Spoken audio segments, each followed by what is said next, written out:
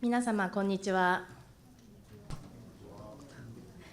Good afternoon, ladies and gentlemen. ただいまよ It り is now 都 time 市 to get 生態 started. 系再生国際シンポジウム So, in we would like to get 金 started 沢から on this 考える International Symposium on 都市 Urban の緑と Ecosystem 文化 Regeneration, 人々のつながり Nature, を Culture, 開 and 催いたします Community, Rethinking Urban Connections 私 from は本日 Kanazawa. の司会を担当いたします国連大学サステイナビリテ My ィ name 高 is 等研究所の富田陽子 Yoko と申しま Tomita す。よろしくお願いいたします。 from the International Council, 本日 from は the お United 忙しい Nations 中 University ご参加 Institute い for た the だきま Advanced して Studies of 誠にありがとう Sustainability. ござ I い will ま be す your moderator for today. 大会のご Thank you 挨 very 拶 much を for する前 joining に us amidst your 皆様 very にご busy 案内い schedules た this します afternoon.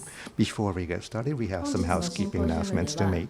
日本語英語 In の同 today's 日訳を symposium, ご利用いただきます simultaneous language interpretation will be provided between English and ご利用の方は Japanese. If you'd like to use this service, please use the また本イベント receiver のプロ device. グラムはスクリーンの QR コードを This 読 program, み取っていただけ by ます using と this QR code, you will be able to download the それでは program 早 for 速プ this ログラムを afternoon's 進めたい session. と思い We ま would す like to get started on はじめ today's に symposium. 共催者を代表し First of all, 石川県金沢市 representing the organizers, 高橋町より we 皆 have 様にご挨 Mayor 拶 Takashi Murayama, Mayor of Kanazawa City, for the opening remarks.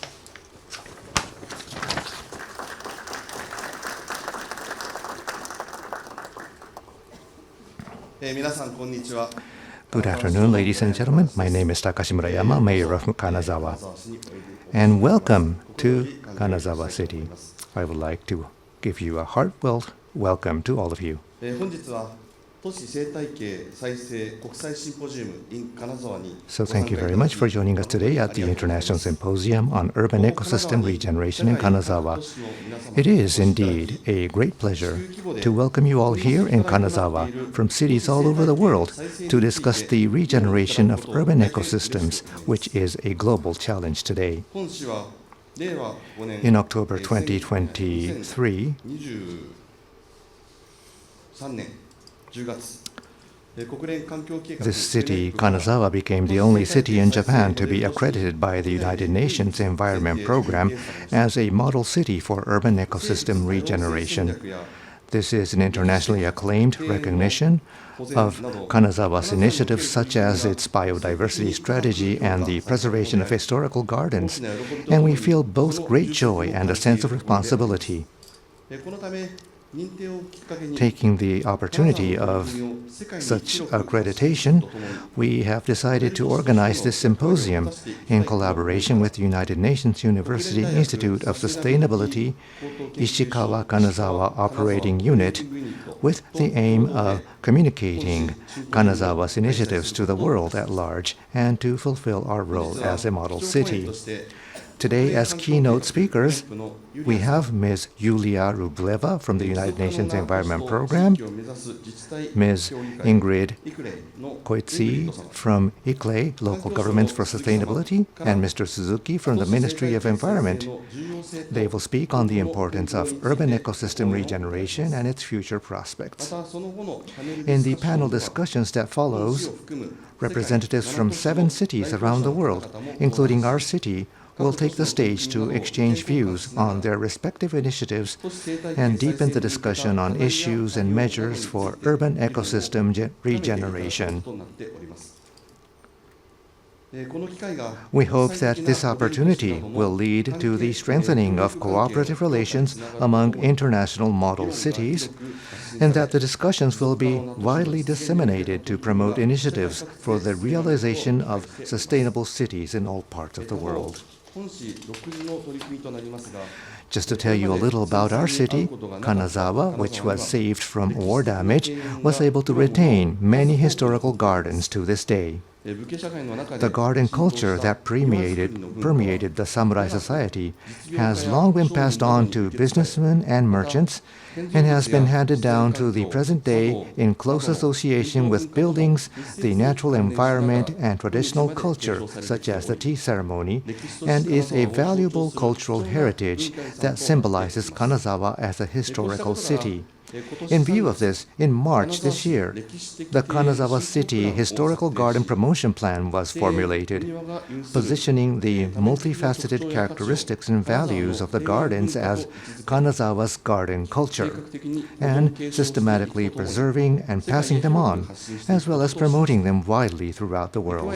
In addition, Kanazawa is the only city in East Asia to have been selected by 2 internationally renowned U.S. media companies as a must-visit destination, or a destination with outstanding initiatives. We hope to improve Kanazawa City brand power and revitalize the local economy through these initiatives. I would like to conclude my opening remarks by thanking all of those who have worked so hard to organize the symposium and wishing you all a very fruitful and productive event. Thank you very much for your kind attention.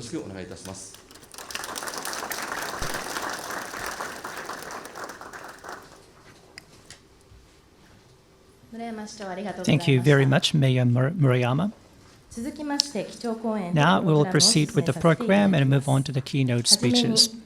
First, we would like to invite Ms. Yulia Rubleva, Associate Program Officer for Urban Nature at the United Nations Environment Program, to deliver a lecture on urban nature for people and planet, restoring ecosystems, rebuilding community.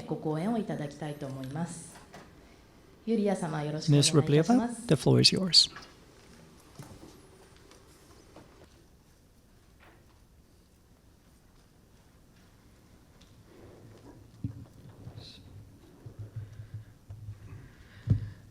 Good afternoon, everyone.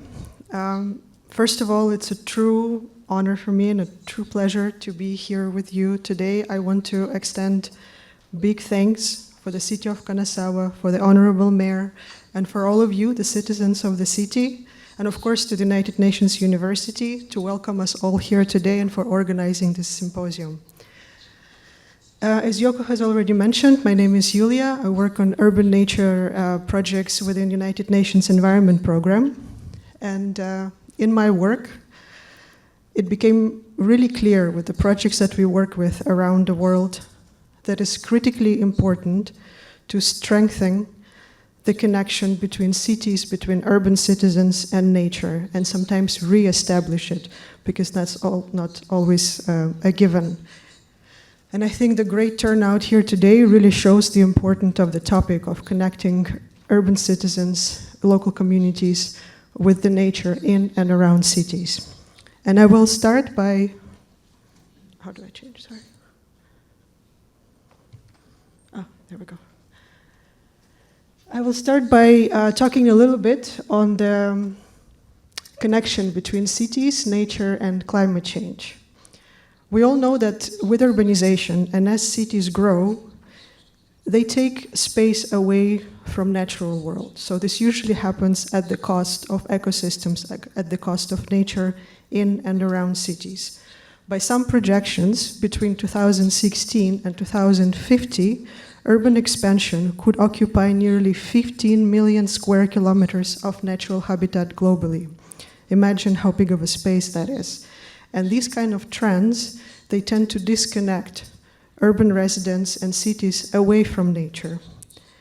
And as a result, this weakens the health and function of the ecosystems that cities and us urban residents really depend on.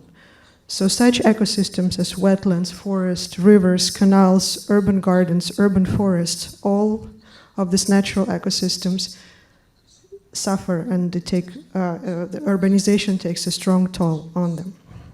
And yet, nature in urban and peri-urban environments is not something that is a luxury. It's not something that is just nice to have. It is really a foundation for climate resilience, for public health, and for community well-being. So it's really critical for our own well-being and for our prosperity. So, what are the benefits that nature offers to cities and to urban residents? There are really many of those, and what you see on the screen are just some of the examples. And after having witnessed the great city of Kanazawa in the last couple of days, I think you can really understand what some of these examples represent. So urban forests and parks, of which you have many here in Kanazawa, they can help us tolerate better the urban heat, so they can lower temperatures, reduce heat stress, and improve the air quality. Biodiversity green spaces, such as the beautiful canals you have here in Kanazawa, they tend to improve mental health, they foster physical activity, and they strengthen cultural ties.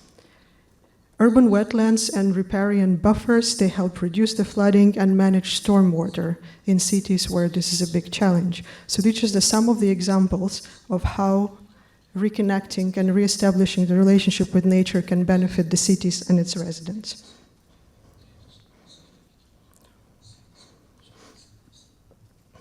So while there is clearly a growing recognition of the importance of urban nature and reconnecting the citizens of the cities with the ecosystems in and around the cities, there's still a lot that needs to be done to strengthen this relationship for sustainable and resilient future of urban citizens.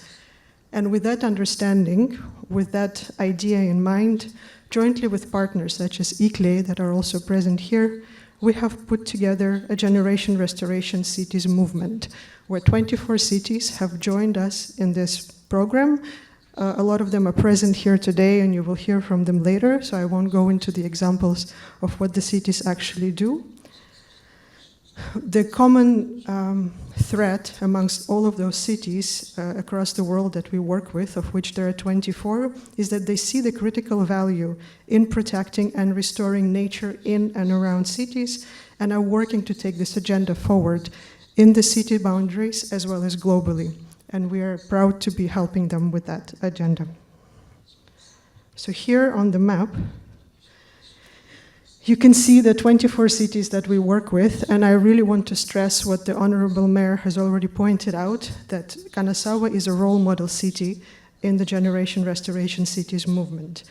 They're leading by example, well, you are all leading by example in urban nature restoration and conservation, and in how the citizens and local communities are engaged in these efforts, creating the true sense of ownership. So we're really proud to have Kanazawa as a role model city in our movement. In Generation Restoration Cities project, we not only support the cities in undertaking urban nature restoration and protection activities, we also allow for different exchanges of knowledge, of lessons learned among the cities. And some of these exchange activities took place here in Kanazawa, and we thank you once again for hosting us. One of the key aspects that was very clear across all the cities that contributed to the success of the initiatives around urban nature restoration in each of the cities is a strong community engagement. So without that, without the ownership and engagement and true belief of the local communities and of urban residents in the importance of living in harmony with nature, it would be impossible to have a long-lasting and impactful relationship between the cities and nature. There are many ways that citizens can get engaged in urban nature restoration, and I will give you some examples, but I'm sure there are many others that you're also all aware of. So some of those, let's split. Some of the examples of how citizens can get engaged is, for example, participating in decision-making and governance of restoration initiatives. It's in leading green initiatives together with the government. It's engaging in ecotourism and sustainable fishery activities, joining different training programs around environmental stewardship, or engaging in urban agriculture and contribute to urban gardens. These are just some of the examples. But such engagement of citizens across the world in the urban nature restoration in their cities really shows that nature is a key for prosperous and sustainable future of urban communities, and not just something that is nice and pretty to have around you. And, oh, sorry, I think the slide was split in two. Okay. As my final message, what I want to really stress is that urgency for nature restoration and conservation is really real. Lots of research and lots of science shows that by 2050, around 1.6 billion urban residents will face extreme heat. Over 90% of coastal cities will experience sea level rise. And without nature, without restoring and establishing a strong connection to nature, we cannot address these challenges. Our cities cannot adapt to the global challenges of climate change that we see almost on a daily basis. Urban citizens are not just passive recipients of these environmental benefits, they are active stewards in urban ecosystems. Every restored park, riverbank, or mangrove is a source of identity, a source of community, and a source of resilience. And these spaces, they bring people together in times of crisis, in times of distress, and they're very important for community well-being. So in Generation Restoration community is not just about restoring trees, it is about restoring trust, resilience, and hope for a sustainable and prosperous future. And we should really invest in ecosystems, not just for their beauty, which is definitely a nice additional value, but for their ability to sustain life, to inspire culture, and anchor communities in an always changing world. Thank you so much, and I cannot thank you enough for welcoming us all here. Thank you.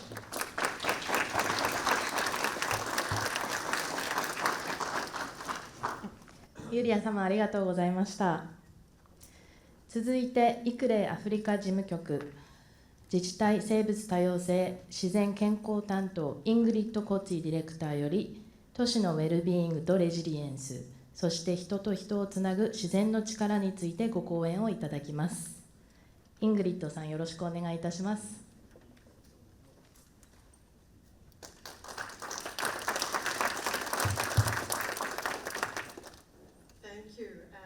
Konnichiwa. First of all, Mayor and delegates, thank you very much. It is a great honor to be here today in Kanazawa to hear about cities and nature, especially as we celebrate International Biodiversity Day today.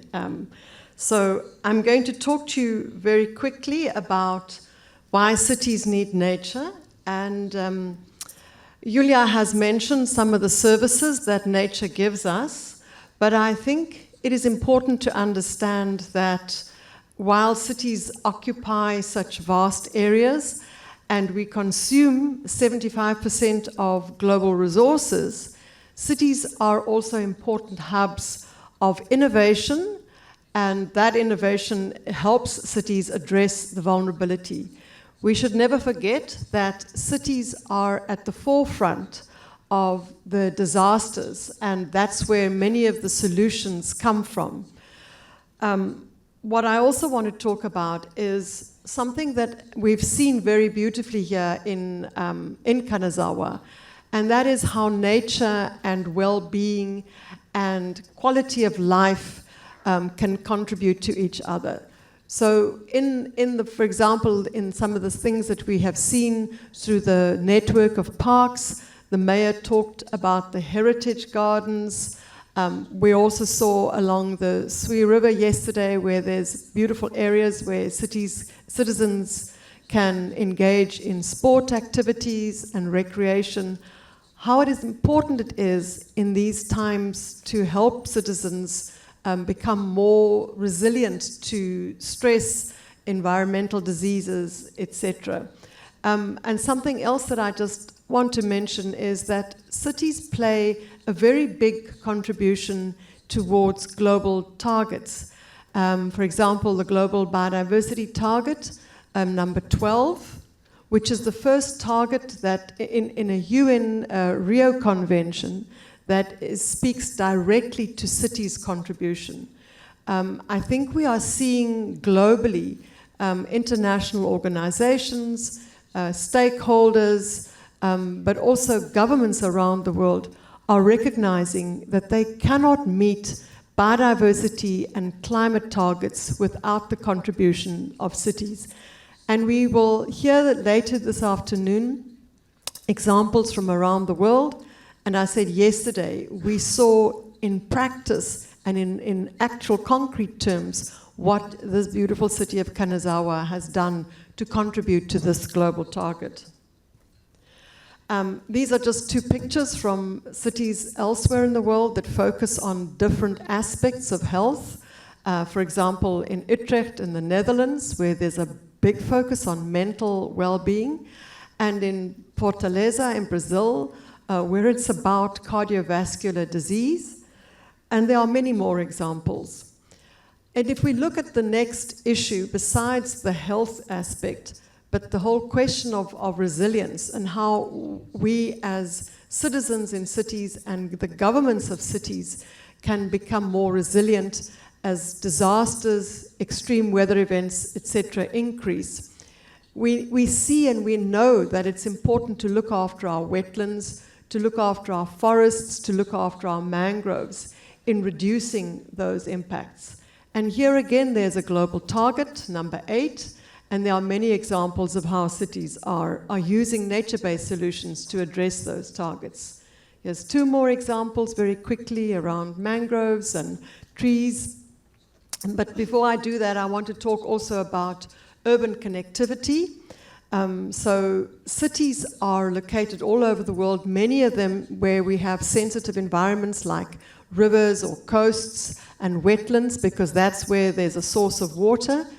And there's an understanding that it's the cities that will connect those spaces and help biodiversity, create corridors for biodiversity, so that it's not islands of biodiversity, but corridors of biodiversity. Some more examples, I'm not going to stop with them, but just quickly to talk about another initiative that I would want to welcome cities to join and to participate in is the whole issue of migratory species. We have just recently celebrated International World Migratory Bird Day, and we know that many cities are located alongst migratory routes. We need things like pollinators. We need, again, gardens in cities to create safe havens for these species to overnight or to stop at. And something that is very important for cities is to think about light pollution and how they can reduce that, because it does affect birds and also other species such as turtles. Something else that cities can do is to design cities with nature in mind. We've seen a lot of very good examples around green and blue infrastructure, but it's more than that. It's also keeping in mind that we need to restore our ecosystems when we plan our cities and when we build our infrastructure. The whole issue of finance and how we govern the governance structures is also important. So we're seeing, and we've heard many examples of how cities have developed plans for biodiversity. They have participatory planning processes that involve local communities. And something that we are seeing more and more, and I think is very important going forward in the future, is partnerships with the private sector. And there are many models that can be used. These are things like payment for ecosystem services, or green bonds, or water bonds. And we're going to see more of those things coming, because we do need to have resources to ensure that these initiatives are sustainable and that they're not just once-off exercises. So I want to just end with a few calls to action. I know, and I've been very impressed, I've been here for 2 weeks, so I've seen a little bit of Japan, but I'm also very familiar with the Regeneration Restoration cities, and I know that there's a lot that's being done. But we also know that we need to do more, and Deborah Roberts, who's a member of the IPCC, always says that we should not be put off by these doom and gloom stories, that now is the time to do more. And so I'm calling on cities around the world, especially in Japan, to invest more in urban nature. And I think that the city of Kanazawa has set a very good and a very high standard. Also to use nature-based solutions, but as I said, to keep in mind that these need to respect the principles of ecosystems and benefit also to the communities, to foster partnerships and community involvement, And finally, to join hands in initiatives such as Cities with Nature, the City Wetland Accreditation Program, Journeys for Life, and the type of initiative that has been developed and implemented through the Regeneration Restoration Project. Thank you. Arigato.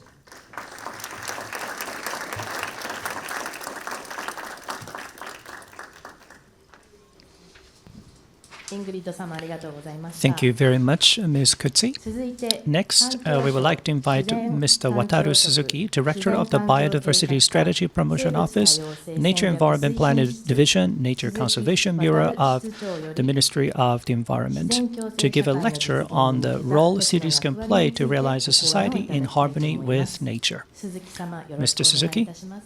the floor is yours.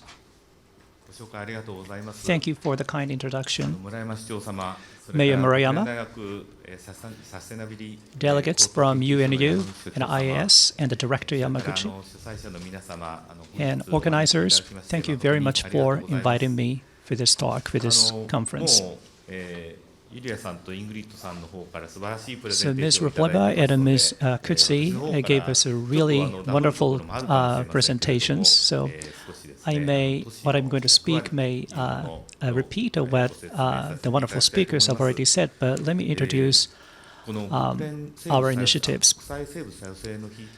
So this is the International Day for Biodiversity, and the government, the ministry, was not putting much focus on, but we, one researcher from UNU came to the ministry, and the researcher actually asked us to do something to commemorate the International Day for Biodiversity, and since then we're doing organizing events for International Day for Biodiversity. Last year and this year, this conference is being organized, and this is a wonderful opportunity to think about biodiversity on a global scale. Okay, please go to the next slide. This is a very busy slide. My apologies. So COP10 was held in 2010 in Japan. And then COP15, that's the International Biodiversity Framework. That's a Kunming Montreal Global Biodiversity Framework in COP15. So global developments on the left side and the domestic developments on the right side. Can you go to the next page? Sorry, can you click one time? So COP10 was held in Aichi in 2010, and then in 2012, we saw SDGs coming, and we saw a really pivotal event such as Paris Agreement. And then in 2019 and in 2020 and 2021, over those 3 years, there were big developments. So we have IPBES, that's a global report on evaluation, and also TNFD was established. This is to encourage companies, businesses to disclose biodiversity efforts. And also we have a HAC for nature and people. National political leaders create momentum to promote the preservation of biodiversity, and the World Economic Forum published a report on biodiversity. So in and around 2020, there were some big movements, developments in terms of biodiversity. And as a result, the Japanese government established a target. It's called 30 by 30. We created a roadmap, and we announced it back in 2022. And at the end of 2022,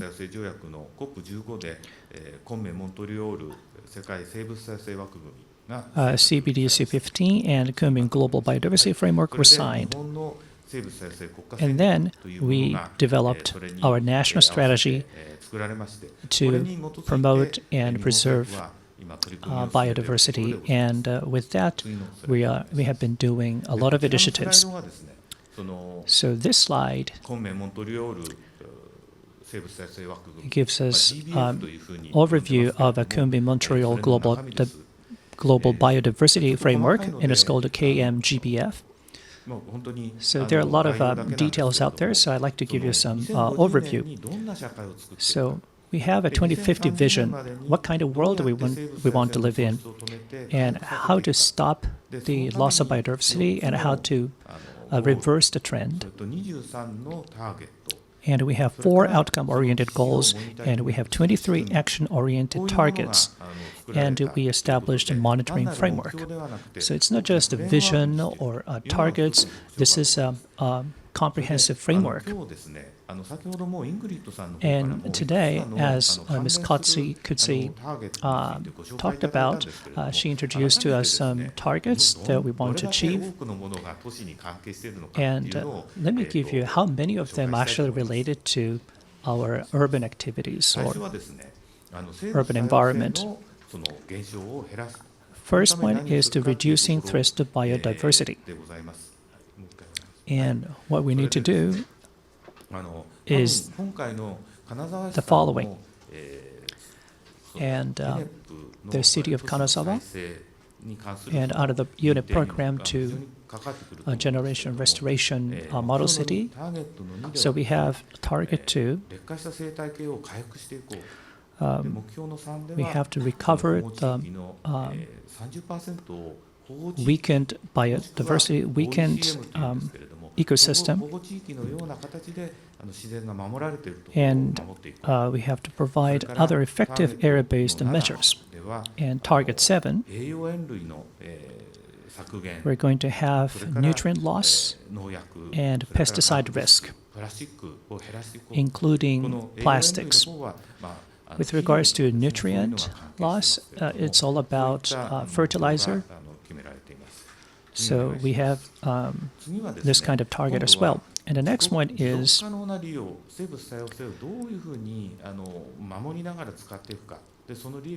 how we can use biodiversity and ecosystem in a more sustainable way. And one of the most important things, 2 of the most important things are these. First, nature-based solutions. It's called NBS. So we want to live together with and along with the nature. And target 12, this is to increase the air quality and the connectivity and accessibility of green and blue spaces. So I guess the city of Kanazawa is home to many gardens and parks and home to many waterways, and it's really difficult to do that for other cities. So that's why UNEP certified the city as a model city for generation and restoration. Okay, next slide, please. And in order to move one step ahead, we have to mainstream these initiatives to the economy and society, and we have to come up with solutions to do that. And there are several targets. First, the multiple values of biodiversity should be integrated into decision-making processes, both politically or socially. And I think those who live in the city of Kanazawa think quite natural to integrate nature with the daily decision-making. But it costs money. It takes time to do that. It takes resources to do that. But I guess the citizens of Kanazawa City are doing just that. And there's one big development within the GBF, and that is to say that the businesses and companies are trying to integrate biodiversity into their management style. And TNFD is a kind of framework to do research and to disclose information how businesses are related to biodiversity. And actually, many businesses are participating in that effort. And actually, there are more Japanese companies joining that framework than any other countries. And also, we have to reduce the food losses or food waste. That's targets 16. You know, when you go to a supermarket, it's very convenient. You see lots of food, and then if those products get to exceeds the expiration date, they will be thrown away.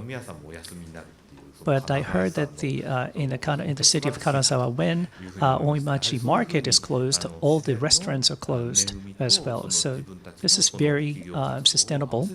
And I think the business activities and activities to protect biodiversity go hand in hand. And it's part of a culture in Kanazawa, and that's very great. Now, the next targets. Last one. We have actually 23 targets, and the last one is to do implementation in a gender-responsive approach. We have to involve women, people with disabilities, minorities, and we have to protect rights to own land, or we have to be mindful of gender balance. It's not about equal outcome, the 50-50 ratio of men and women, but we have to gender-minded approach to achieve these targets. Okay, next slide, please. So from this slide on, I like to talk about more examples and how it is related to our daily lives. So this is a map looking at from the Sea of Japan side. So on the right side, you see city of Kanazawa. It's right to the Noto Peninsula. And then on the left side, you see Toyama Prefecture. And as you can see it, this map shows that when you look at the right side in the city of Kanazawa, you see sand beaches and also very shallow seas. But when you see the Bay of Toyama, it's deeper. And most rivers actually flowing into Bay of Toyama. And actually, you see steeper mountains on the side of Toyama Prefecture. But overall, you can see we can see the richness of nature in this area. So this picture was actually taken by one of my colleagues when he went to Omicho Market. And as you can see it, of course, I live in the suburb of Tokyo. This is something very special.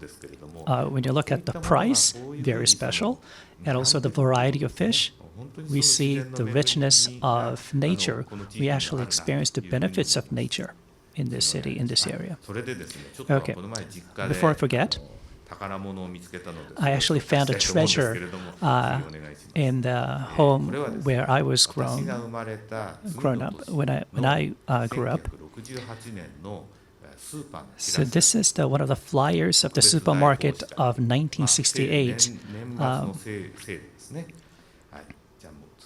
the year when I was born. So this is the year-end sale. And then I'd like to give you another example of flyer. You see this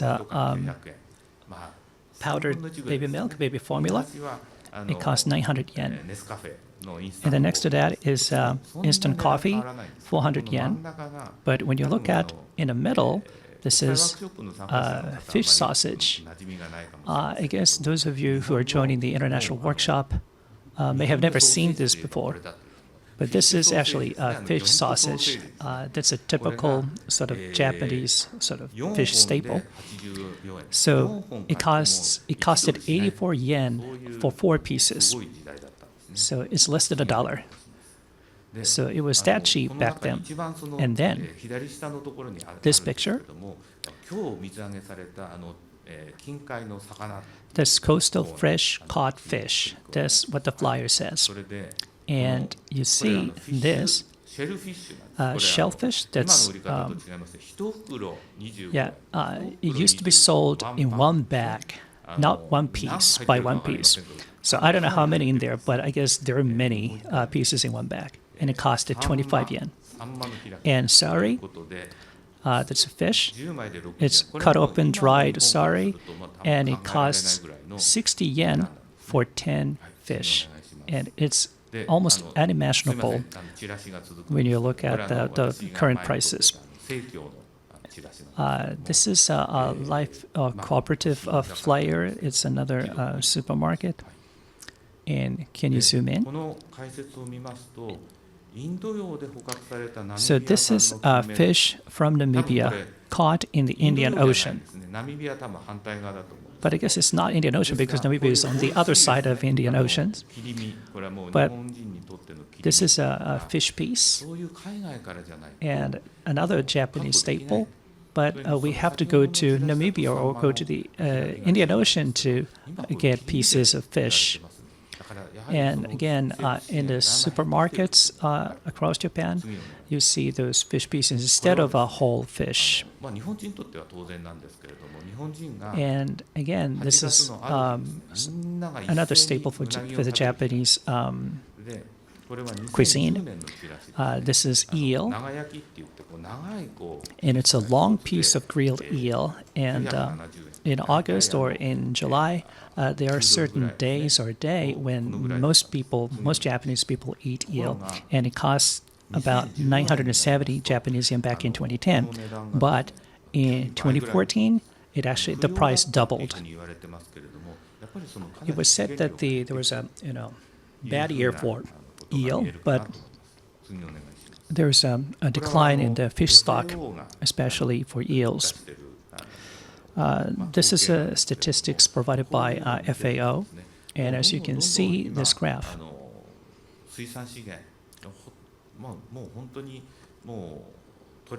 the fish resources or fish stock, most of the fish stocks either overfished or fully fished. And already in 2011, only 10% of the fish stock is underfished. So what are we going to do from now? And I'd like to give you some examples that we can do, and that's actually quotes from some global reports. So it was published back in around 2010. This is a global biodiversity evaluation, and this is the quote from that report. And we're actually approaching tipping point. The red bar, that's the tipping point. And when we pass that tipping point, where we go beyond the tipping point, there is a dramatic loss of biodiversity, and it's not going to be reversible. Now, we are in 2025. Have we passed the tipping point? We actually don't know. But in my personal opinion, I think we have passed the tipping point. And over the next, in 50 years, when we looked back where we are today, we actually understand that we passed the tipping point. So over the next 20 years, 30 years, we don't know whether we can eat delicious sushi in the next 20 or 30 years. Now,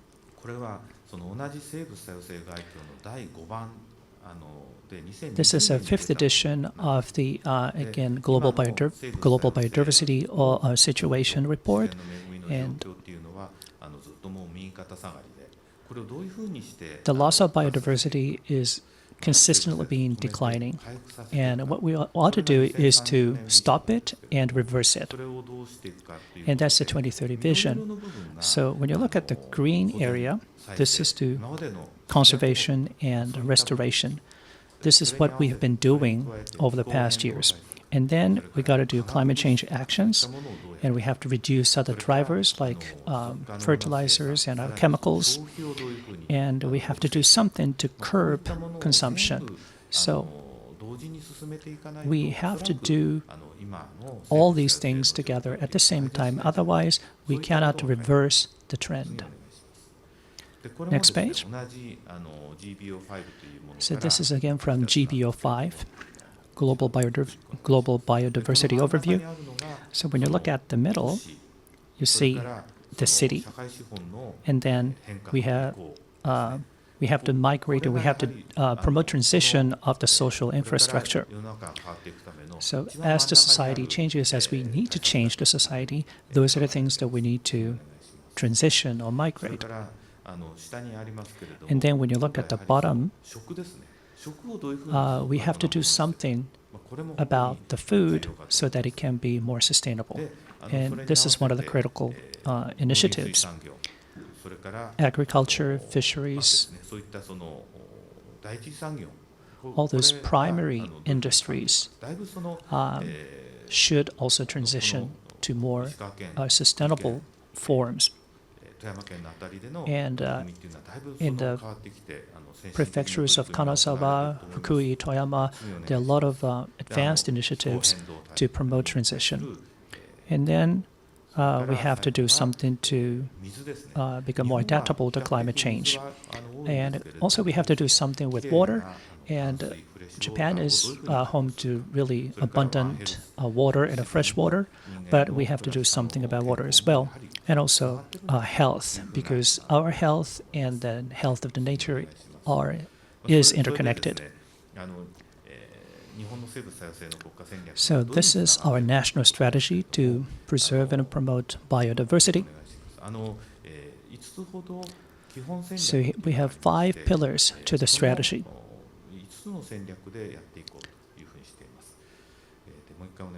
Okay, can you click one more time? Okay, sorry, one more time.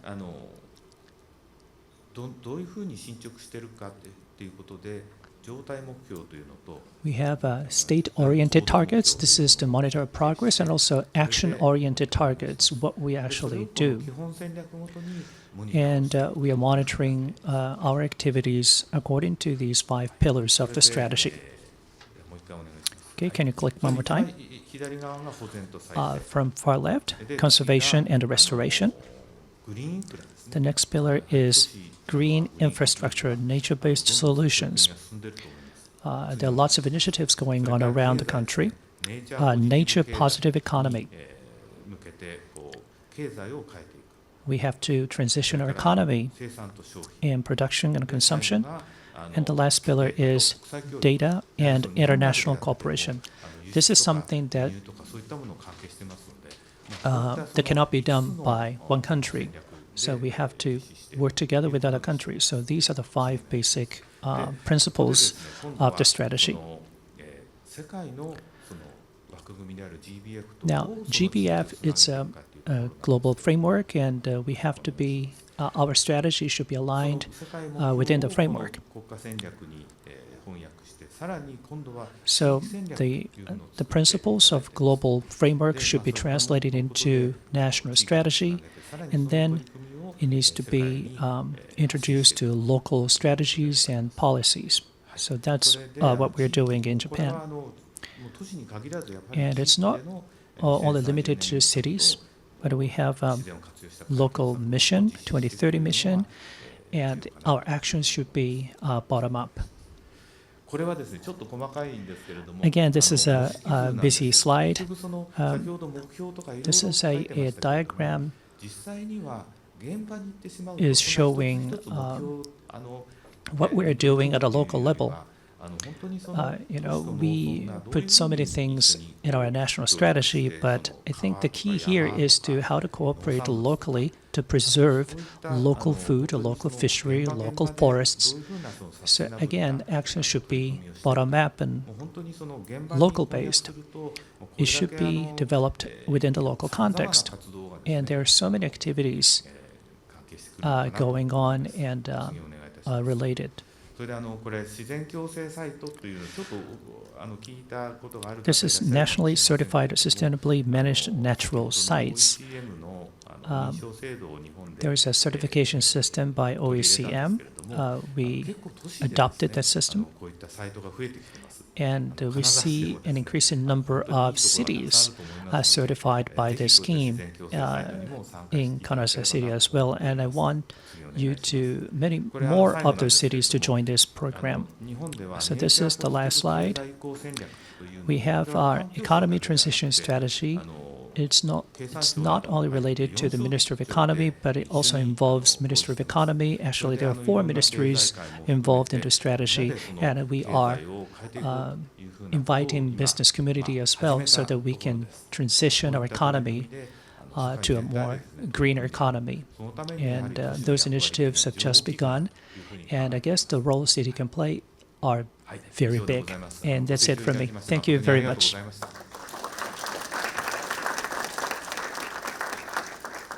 鈴木様、ありがとうございました。そうしましたら、ただいまより15 Thank you very much, 分間 Mr. の Suzuki. 休憩 So に now 入 we ら would like せ to ていた take だ a きます。 15-minute また break. 休憩中には昨年度金 And 沢市 during で the 制 break, 作 we し will ま be した showing a 倉 video 付 that 用 was 水の動 created 画を by 上映いたします。 Kanazawa City 倉 last 付 year. 用水は農業用のほ about か the 水 Kuratsuki 力 water を利用し stream. 水車を用いて They are 菜種油を取る目的で using 作られました。 to せせらぎ通りでは get some, 開墟化を extract some 行い oil. 街並みと調和した用水景観を This is 創出しました。 also ぜひご覧ください。 featuring a very そ nice れで scenery は of the city. 3時5分頃に後半を So 開始 we いた will しますの resuming で at どうぞよろしくお願いいたし 5 minutes ます。 past 3 p.m. We will resume at 3:05. Thank you very much.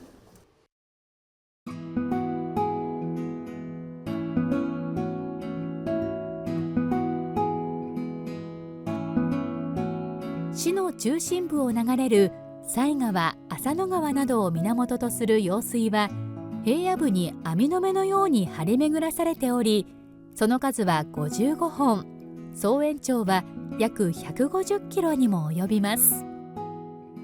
半世紀初期から作られ、現在まで受け継がれています。その目的は農業や生活のためだけではなく、金沢城や周辺の堀に水を供給するためでもありました。この動画では市中心部を流れる用水の一つ、倉付用水を紹介します。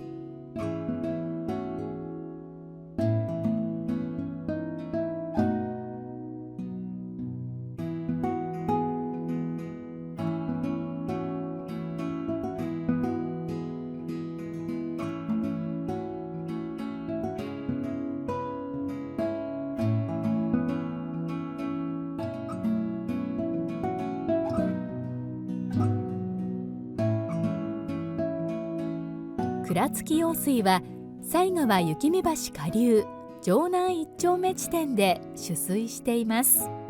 倉付地区を灌漑する目的で作られました。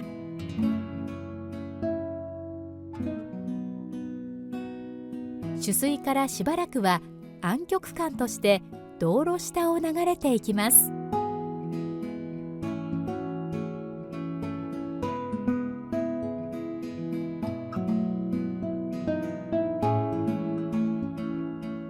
菊川では一部区間で廃墟となって現れ、再び暗渠となります。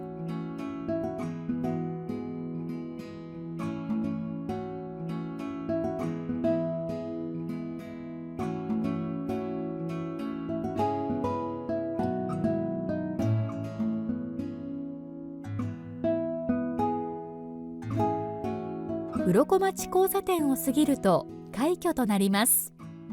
少し進むと油車という町があります。水車を用いて菜種油を作っていたことから、油と車で油車という町名となっています。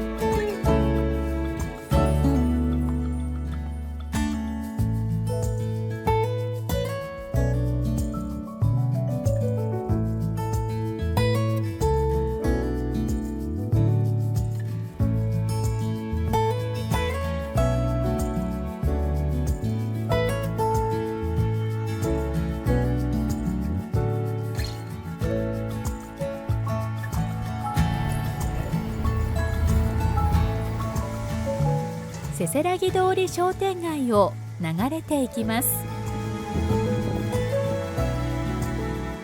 かつて用水に蓋をかけて駐車場として利用されていましたが、開許化事業を平成7年から約10年かけて実施し、環境に配慮した用水景観を創出しました。用水路に降りる階段が設けられた洗い場のことをコードと言います。石積みでの整備による水路の断面不足を解消するため、歩道を張り出しにすることで水路幅を確保しています。長町中学校がある場所は、半世紀には加賀八家の村井家の屋敷があり、明治期には金沢製糸場が作られました。蔵付き用水を引き込み、生糸を巻き取る動力として水車を使用していました。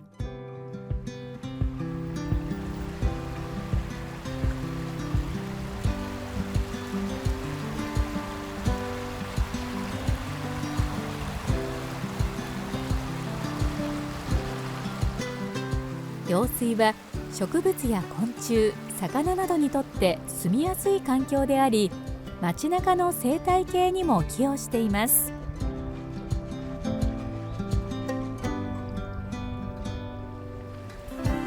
長町中学校を過ぎると玉川公園のそばを通っていきます。この場所は半世紀には加賀八家の長家の屋敷があり、その後タバコ工場や陶器を作る工場などが作られ、大正時代から昭和40年頃までは一帯が工場地帯でした。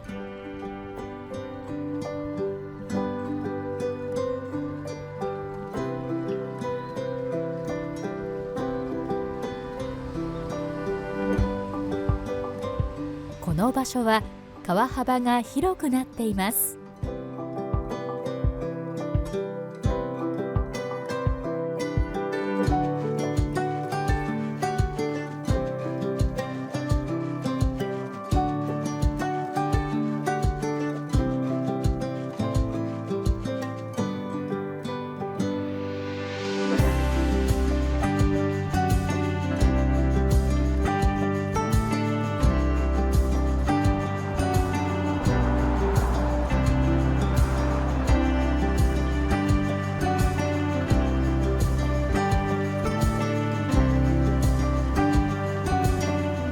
中央小学校を過ぎると交際の住宅街の中を通っていきます。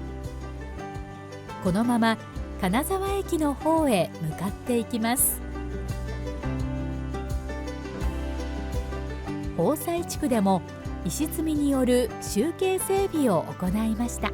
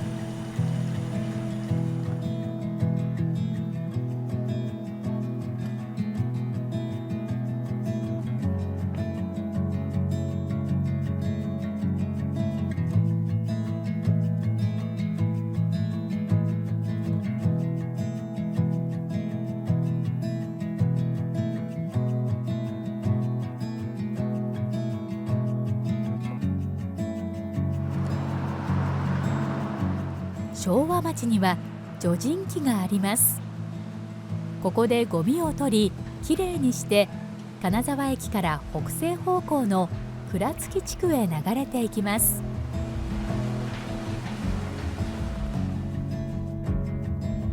金沢駅から下流はいくつにも分かれて流れてきます。その中の一つの流れをたどってみます。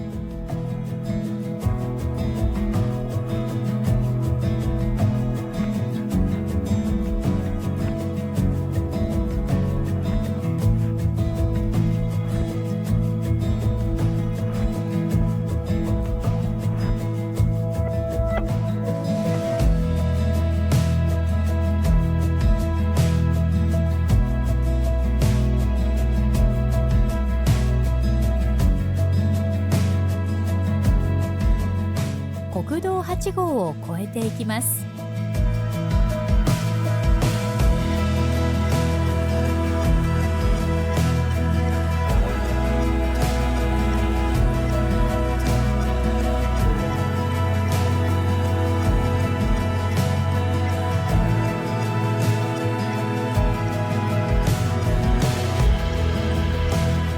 分かれていた用水のうちの一つと合流し、弓取川となります。海側幹線を越えていきます。倉敷用水は浅野川から左岸の駅西倉敷地区一帯の田畑を今でも灌漑しています。最後は大野川を経て日本海へ流れていきます。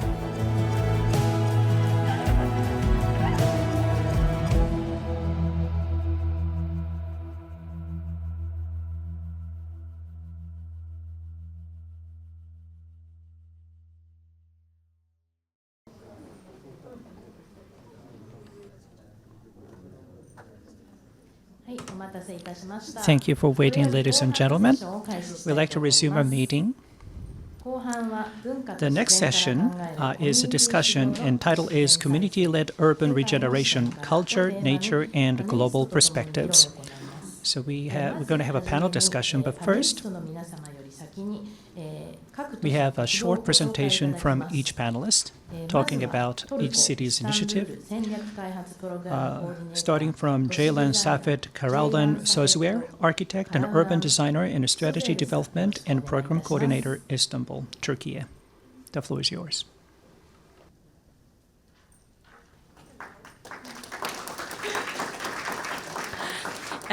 Dear guests, good afternoon. It is an honor to be here with you today. Once again, I would like to thank on behalf of the whole city of Istanbul for this great event. Today, I would like to tell you our story of Yaban Istanbul. Yaban means wild in Turkish. So, wild Istanbul, is that really possible? We asked ourselves in 2019. So we said yes, it was to try. And this is how our story actually began. Rewilding a city with a population of more than 20 million is not easy. So we needed a clear and defined strategy. This was exactly what Istanbul Wild targeted. Istanbul Wild is more than a project. It is a branding strategy for reviving biodiversity and ecosystems. It imagines a more inclusive, ecologically connected city where people, wildlife coexist and flourish together.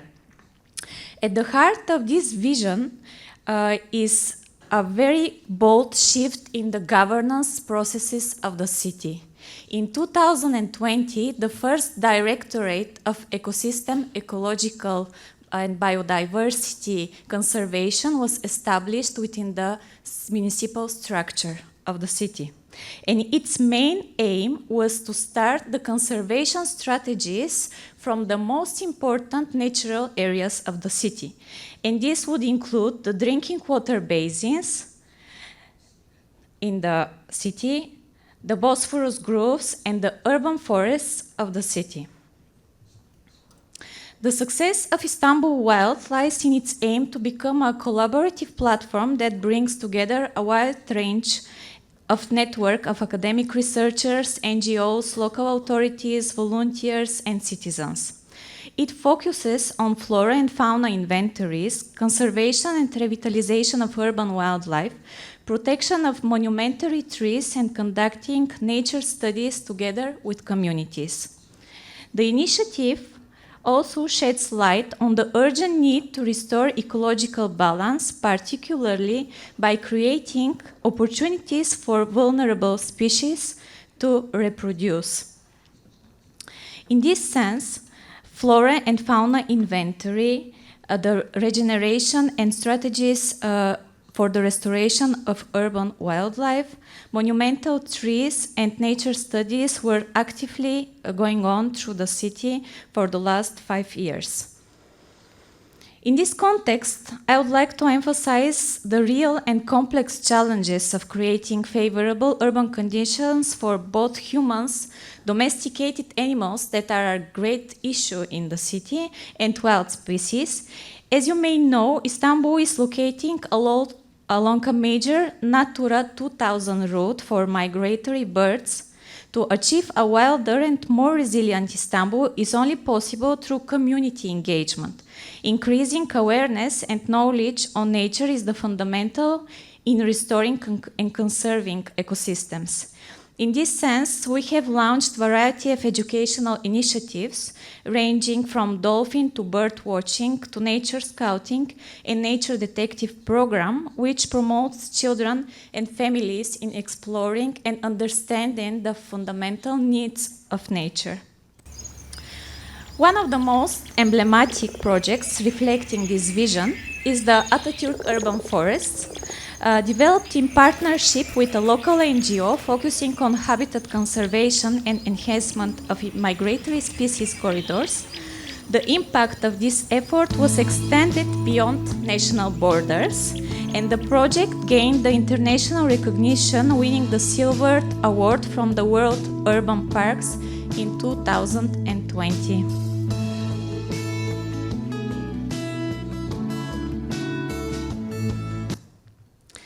To conclude, I would like to emphasize how powerful a city branding strategy can be when it is rooted in trust and community involvement.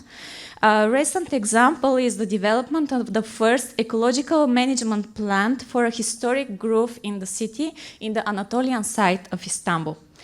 This paradigm shift through citizen science and active community participation stands as a compelling example for ecological conservation in Istanbul. Yes, we have a long way to go, but we have the opportunity to do it together through international collaboration. So once again, thank you for being here. Have a nice day. ジェイランさんありがとうございました。次にアメリカ・シアトル公園レクリエーション部長アンソニー・ポール・ディアスさん。 Anthony Paul Diaz, Superintendent Director, Seattle Parks and Recreation, Seattle, USA. The floor is yours.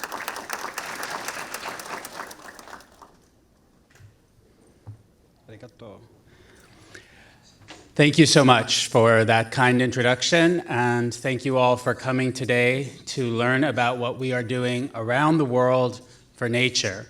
It is so exciting to be here in Kanazawa, which is a beautiful part of Japan, and we have learned much from your great city, and you have all been wonderful hosts to us. I want to share with you what we are doing in the city of Seattle, which you know is in the Pacific Northwest, the very northern part of the United States, where we're inspiring nature connection through community, much like you are doing here in Kanazawa. Our city is what we call a city of water. We are surrounded on all sides by water. Everywhere you turn, you will see water, mountains, volcanoes, rivers, and wonderful people. I like to think of Seattle, which you see here on the map, as one big park. And all of the little individual neighborhoods and city centers and train stations are just small dots in the big park. And that is what we must focus on. We are a city of large space constrained by water. And so it's important to take care of our natural environment. This land was originally occupied by the Coast Salish people, the Native Americans, to this area. They were the original caretakers and stewards of our water and seascapes. And so we must recognize that we have a duty to preserve the land for future generations to come. And that is why we are working very hard to live up to our name. Our city's name is the Emerald City. Emerald, as you know, is a beautiful shade of green. And it's that reason is because of the greenery that exists in our city. We have even a bigger obligation and responsibility to fill living in the Emerald City, because we also live in the evergreen state. The state of Washington, that is one of the 50 states, is called the evergreen state, again, meaning that it must be forever green. And so that is a responsibility that we take very seriously. We are very proud to be a Generation Restoration role model city with many cities here today. And we are very proud to be the 6th best ranked park system in the United States, where 99% of our residents live within a 10-minute walk to a park. What makes us a role model city? Well, I think it's a few things. First, we have a commitment and a love of nature, and we feel a sense of responsibility. But we know that our strength comes not only from the government or the municipality, where traditionally those bodies are the ones who make all the rules. But what we have found, and we have learned, much as you have done in your cities, that the strength of a city comes through its connection to community. If you inspire community and you get them excited about initiatives or projects, then the result will be so much greater. You will have people that buy in, believe, trust you, and want to work side by side with you to restore the land.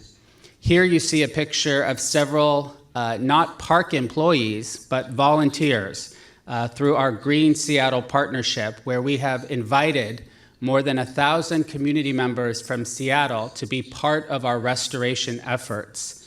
We train them and they come out and volunteer and work many of our natural areas to help us restore, reforest trees, fix trails, do gardening, restoration work, and really just love the environment.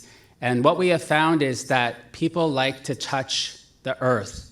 We have also found this is a great strategy. As you know, the United States is a land of immigrants. We have many people that come to the United States from parts of the world where it is a different environment that they are getting used to, language, culture, community. But what is one thing that reminds them of home that often they miss? It's touching the land, being able to grow vegetables and to work alongside. And everybody loves to touch the land. And so that's why we have decided to outreach also to our immigrant communities, involving communities so that we can have celebrations like this, where we celebrate the restoration of wetlands and the building of a community stage is so important.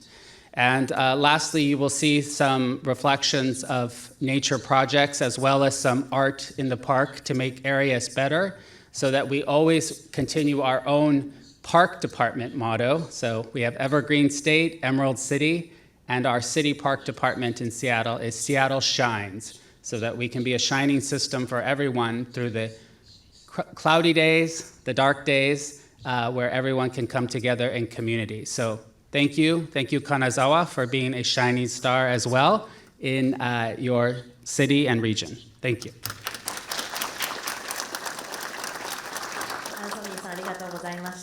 Thank you very much, Anthony. So now, from Paris, France, we have François Moreau, Head of Urban Ecology Agency.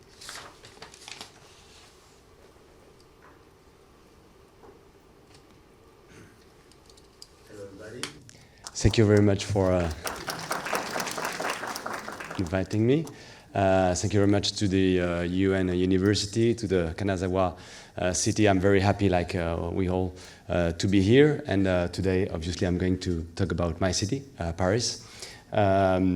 So before I come to the community-led projects or how to involve citizens, which is a very important topic we are talking about. In the title of this conference, I see also the question of combining the ideas of nature, of our desire for more nature in cities, of greening and rewilding even the cities, and also maintaining a cultural and architectural heritage, especially in cities like Paris or Kanazawa, which has a strong architectural and cultural heritage. So I don't know if some of you are familiar with this building. Maybe some of you know it. It's the City Hall of Paris. So that's where I usually work, and with the mayor. So as you can see, it's a big mineral square, 100% mineral.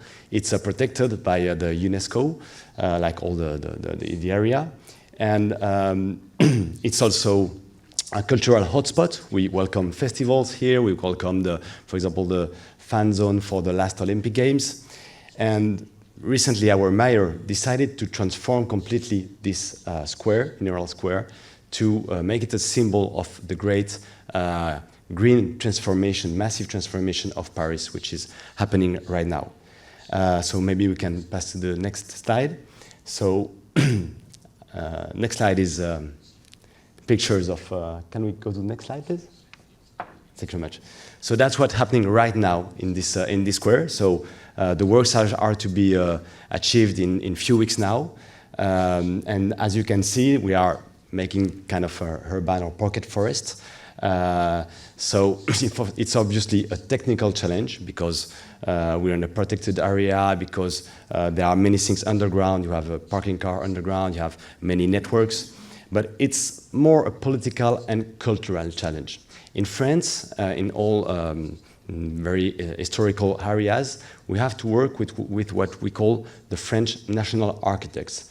They are experts working for the Ministry of Culture, and every time we want to do a project, we have to make them agree about this project. So in the end, they decided what we can do or not do about landscape. And they want, their job is to be protecting the landscape how it is, to be conservative. So the question is how to make kind of a revolution for the landscape architects and the architects to make cities more green, even very historical cities as we have here. So you have some numbers, it's not useful.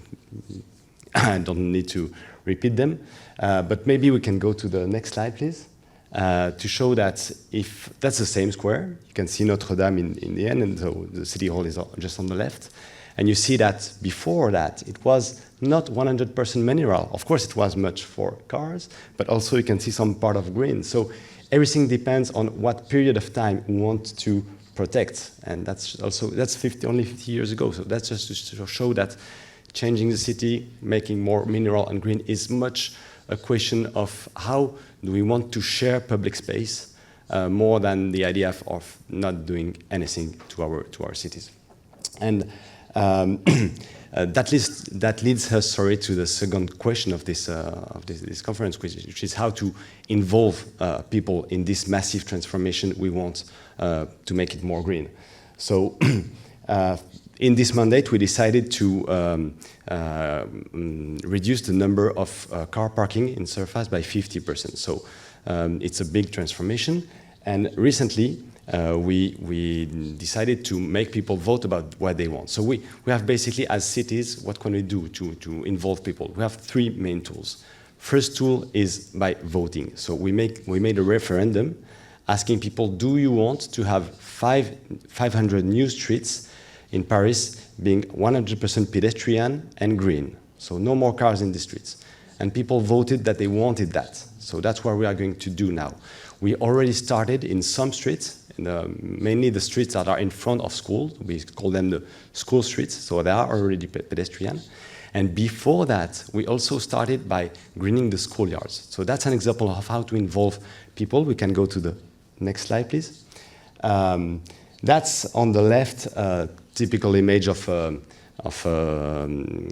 Parisian schoolyard.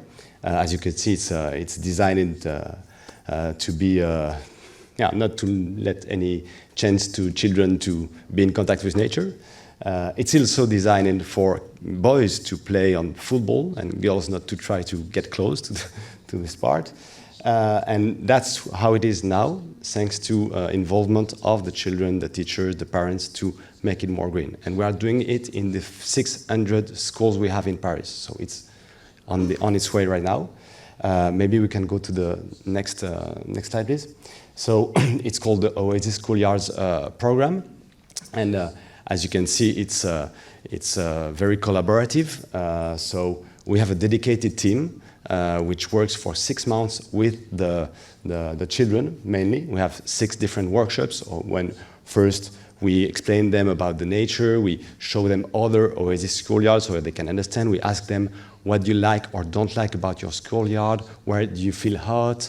And in the end, of course, they will draw what they want and they will show it to the parents. So parents, adults, they come in the end of the process and they have 3 more workshops, but based on the ideas of the kids. And that's, let's say, our tool B. Second idea is co-designing with the people, the residents. And the last tool, tool C, which is co-doing, is what you see on the right of the picture. So co-doing the works for making this schoolyard more green, but also on maintaining the schoolyard. And of course, if the children create this green schoolyard, then they will care much more about the vegetation and the plants. But that's a main challenge, and Seattle is so inspiring to us in this way to get volunteers involved. So yeah, we are learning a lot, but that's the main challenge for us right now. Thank you very much.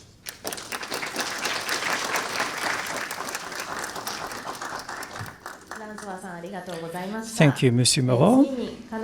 Next, Kimberly Ann Statham, Director, Urban Forestry, Toronto, Canada. The podium is yours.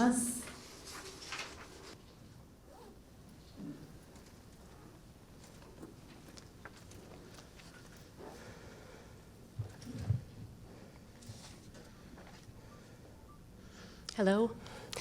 I would like to thank Kanazawa City and the United Nations University for their kind and generous hosting of this important gathering and discussion. I am honored to represent the City of Toronto, Canada, and to highlight our work regarding biodiversity restoration through Indigenous reconciliation.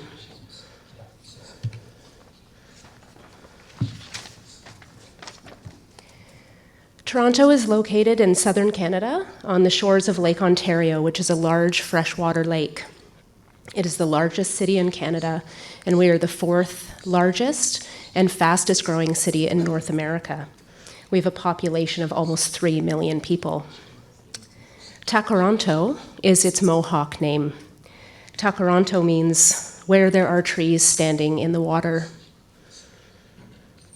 Takaranto is a traditional territory of many nations, including the Mississaugas of the Credit, the Anishinaabe, the Chippewa, the Haudenosaunee, and the Wendat peoples. And these territories are currently covered by Treaty 13 with the Mississaugas of the Credit and the Williams Treaty, signed with multiple Mississaugas and Chippewa bands. Toronto also has a rich biodiversity. 14% of our land base is natural parkland. We have approximately 11.5 million trees, which equals about 31% tree canopy cover. We are home to thousands of species of plants, insects, pollinators, and animals.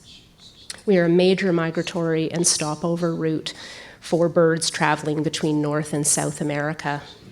And we have approximately 320 kilometers of freshwater streams draining through 6 watersheds.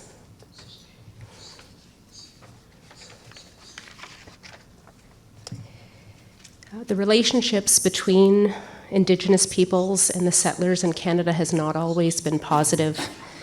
Like many colonial nations, Canada has a long history of attempts to forcefully assimilate, displace, and systematically erase Indigenous peoples from the land.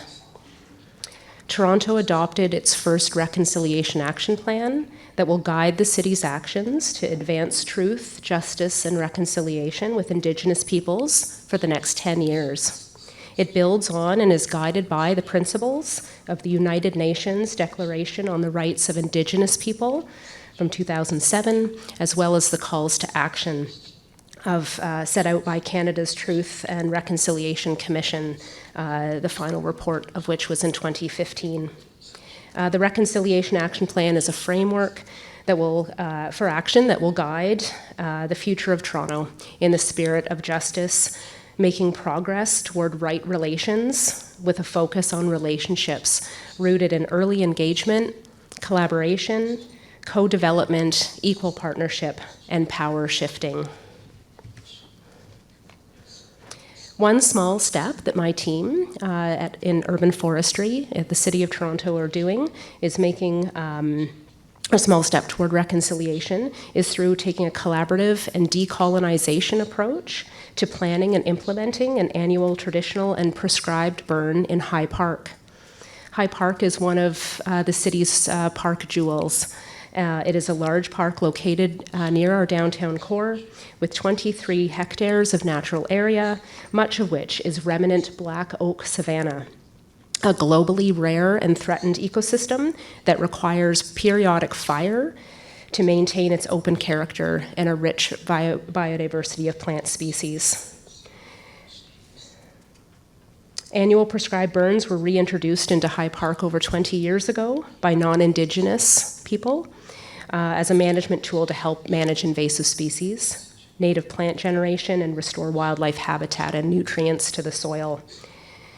In recent years, though, our staff have been working with the Indigenous community members to collaborate on and learn about the Indigenous approaches to burning.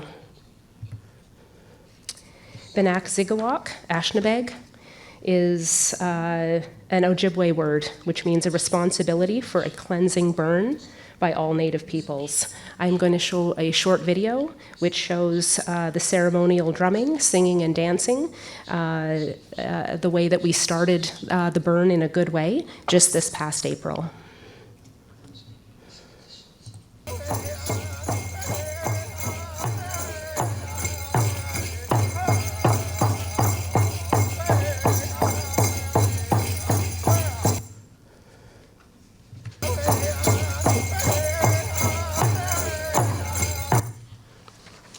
Apologies.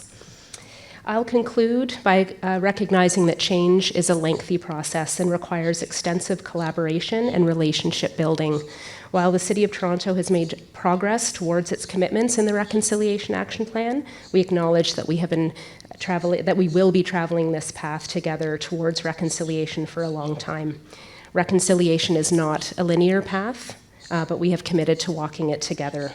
Reconnecting with, maintaining, and celebrating a strong Indigenous identity through cultural expression, spiritual practice, and community relations is fundamental to the well-being of Indigenous communities. Access to space, water, and land is key to that opportunity to reconnect. Collaborative and inclusive approaches like the High Park Burn provide an opportunity to support cultural biodiversity and improved outcomes for Indigenous peoples in this city. We are working toward reciprocal relationships with Indigenous peoples to improve land restoration through integrating Indigenous knowledge, oral histories, protocols, and connections to the land. Thank you very much.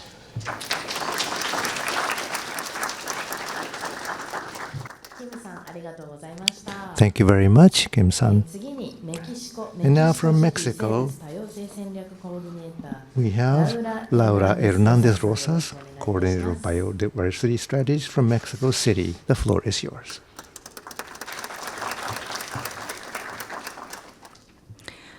Hello, everyone. It's a pleasure to be here.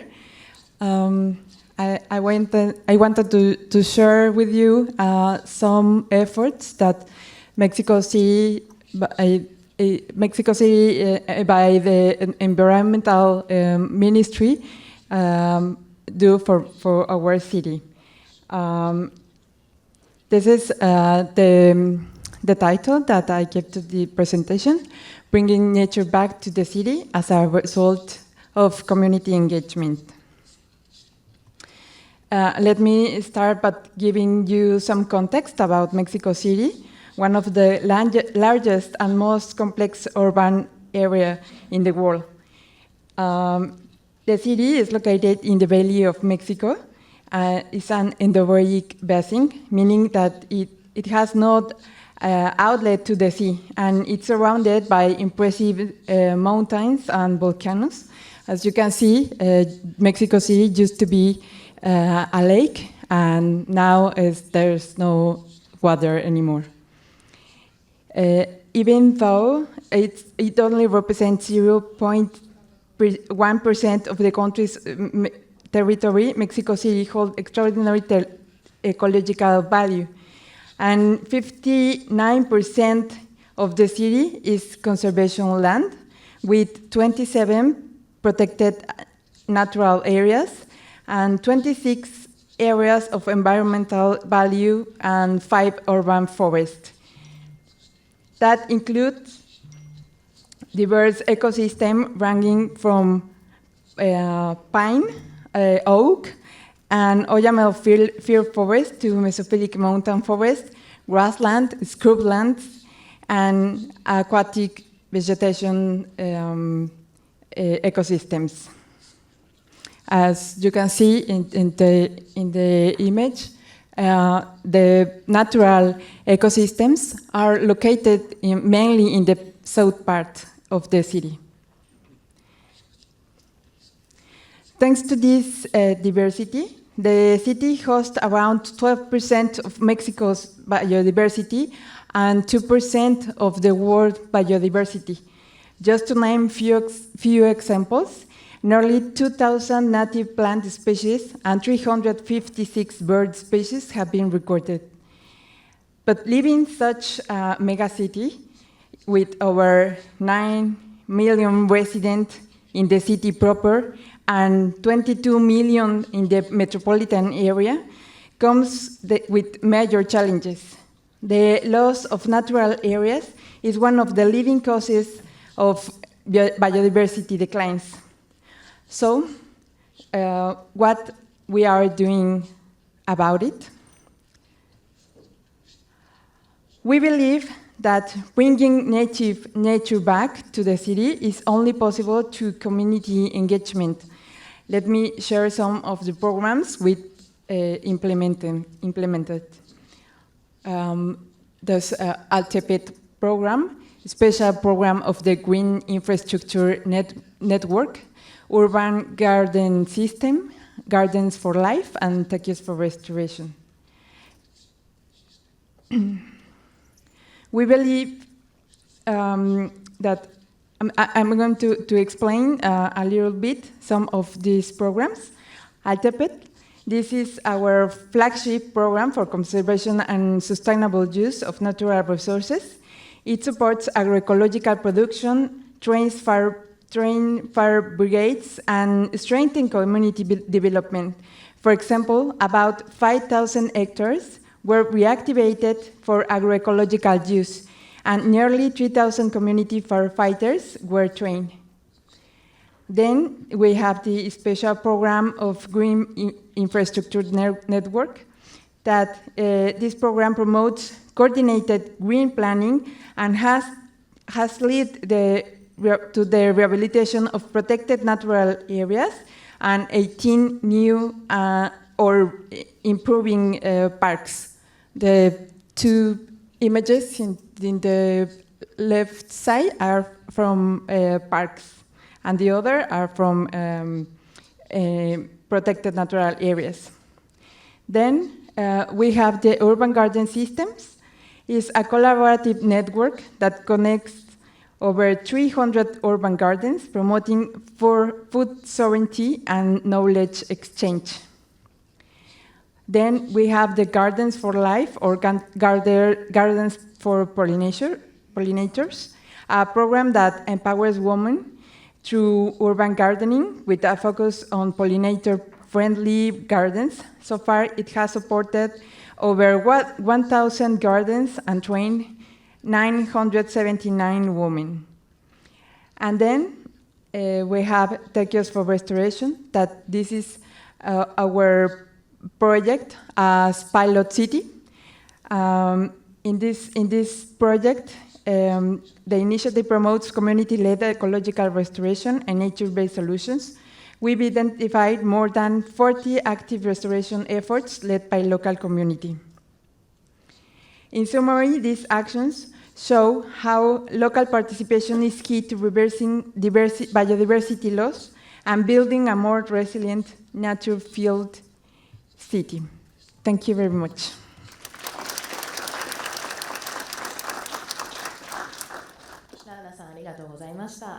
Thank you, Ms. Rosas. Next, I'd like to invite Judith A. Oloch, Kisumu County Executive Committee, Member Minister, Water, Environment, Climate Change and Natural Resources, Kisumu, Kenya. The podium is yours.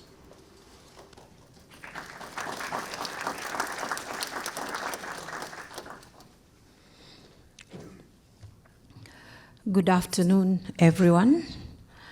I want to take this opportunity to thank the Mayor in absentia for honoring us, gracing our event, and also Director, the United Nations University, for being with us. Special thanks to all the partner organizations that organized this.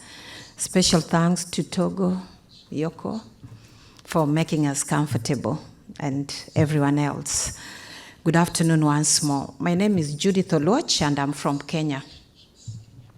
Kenya is in Africa, and it is in East Africa. I happen to have been the only participant from Africa, and I feel very privileged to be here, quite honored. Now, I want to talk about the initiatives for Kisumu. Kisumu County, we have 47 counties. Kisumu is quite distinctive. We have Kisumu City, which is under the county. So it's quite widespread with a huge population of about 6 million people. Quite congested in a sense. Something very special about Kisumu is that it's a lakeside city. And it borders a lake known as Lake Victoria. And Lake Victoria is Africa's largest lake by area. It is the world's largest tropical lake, and it is also the world's second largest fresh water lake. Now, Kisumu is predominantly occupied by a tribe called the Luo tribe that has a deep sense of belief in their culture and heritage. And as I'm presenting these initiatives, you realize that conservation and restoration is paramount, because Kisumu people, they are business people, but they are also fishermen. They rely on fishing. This has been a historical issue. They actually rely on Lake Victoria, but we've been having challenges in the sense that there is pollution. So the lake is actually greening, and this is affecting their livelihood.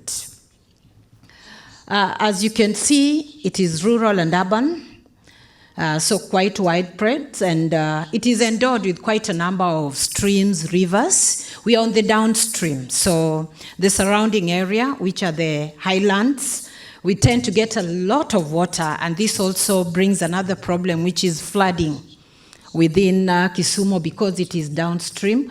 We are also endowed with forest, grasslands, but in the islands. Now, because of urbanization, if you can move to the next slide, you can see how the situation is. Now, the forest cover is very minimal within the county. It's only at 0.64% natural forest and 0.11% for non-natural forest tree cover. On average, the county tree cover is 10%. So you can imagine that what that means. So it affects the climate quite adversely. It really affects the climate adversely. And that is why me being here today and sharing some of the initiatives we have in place and the need to sustain those initiatives is important. There is urbanization. As I mentioned, the population is really growing, and you can see what is happening. There is erosion because of the rivers flowing in. We have close to 8 rivers flowing into the lake, and they have to go through Kisumu. So as they're coming from the other counties as well, they go in through Kisumu. We have other counties, but Kisumu tends to harbor quite a number of the rivers. So there is that. And also because of population and also poor waste management, you can see how the dumping is taking place, and also this pollutes the lake. There are quite a number of activities, natural activities there. You can see that there is mining, and that's how the culture generally is. I'll be very fast because of time. We can move to the next slide. Now, we have quite a number of initiatives that we put in place. Please move to the next slide. These initiatives are quite a number. We are involved in restoration of the urban parks, and this is so well aligned to our culture. You realize that the fishing is not just about economic activity. It is also a cultural activity which promotes economic community solidarity and reciprocity. That is between the goods and also labor. So it's important. What we are doing is restoring the areas that have been degraded. You can see some of the initiatives you have in place. Every 10th day of the month, we have the greening initiative within Kisumu County. So this is an initiative we have in place. The next slide. The other issue that we do in engaging the communities, because even these other ones, we engage the communities a lot to undertake this. We have several groups. We have the youth groups, we have the women groups, and several others that we have mapped. As a county, we've been able to restore our dam site, which was initially in town, but because of population growth, it was relocated to the rural area. You can see we now have a botanical garden that was developed out of that. Lower down there is how the place was. Immediately, we were able to move all that waste from that place. So that's something that we have done. The other issues that we have done is in involving our communities. I don't know whether it was in the first slide. We have a program that we refer to as Huduma Mashinani. This is service in the grassroots, to the people within the grassroots. Now, this program, we interact with communities such that we can be able to give them a platform to share their thoughts. And also, as a county government, we share with them our plans regarding conservation and restoration. Ladies and gentlemen, what we want is a city that is livable, adaptive, and ecologically rich. We are using all these initiatives just to ensure that we can be able to have a city that gives one peace of mind, and also ensure that the lake remains green by conserving what flows into the lake, and also conserving basically the county entirely. We want to green it more and more, have more of trees, forest cover, increase it. And that is our intention. But more importantly, reduce the threat to the biodiversity, especially in the lake. Thank you very much.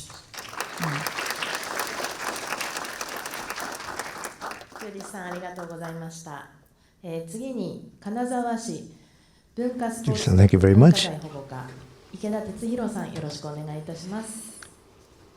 Okay, next one is Tetsuhiro Ikeda, Kanazawa City Culture and Sports Bureau, Cultural Property Protection Division, Kanazawa City.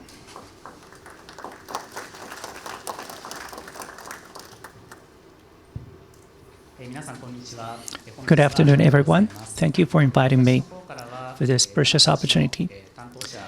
I would like to briefly introduce the characteristics of the city of Kanazawa, as well as the initiatives we are undertaking to preserve the urban ecosystem.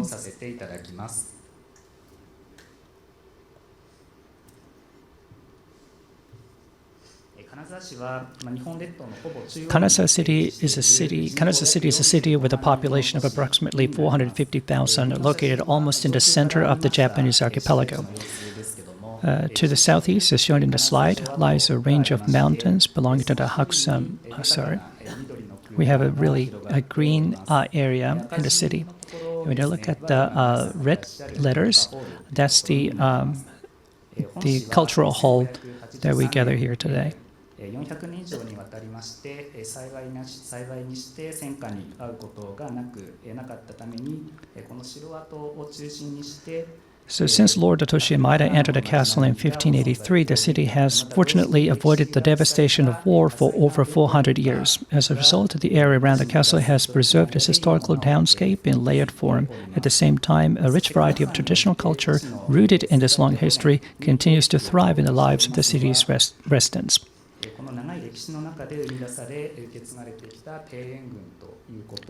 And one of the most significant contributors to urban ecosystem conservation is the group of gardens that have been created and passed down through the city's long history. In the slide, the major gardens are marked with blue lines, and you can see how these large and small gardens are spread like a corridor with the Kanazawa Castle ruins at the center. In Kanazawa City, the unique charm and the value of these historical gardens have been positioned as part of the garden culture of Kanazawa. A plan has been developed with the dual aim of promoting their effective use as historical heritage and cultural tourism resources, and ensuring their sustainable preservation and succession through collaboration with stakeholders who share an appreciation of the appeal and significance. This diagram was created by Dr. Huan, a researcher at UNU-IS OIC, one of the city's partners, and it clearly illustrates the distinctive features of Kanazawa's garden culture. And based on this plan, as shown in the slide, 3 elements have been identified as symbols of Kanazawa's garden culture: the wisdom of snowy regions, gardens in harmony with architecture, and a garden design that makes use of water systems. The first element is the wisdom of snowy region.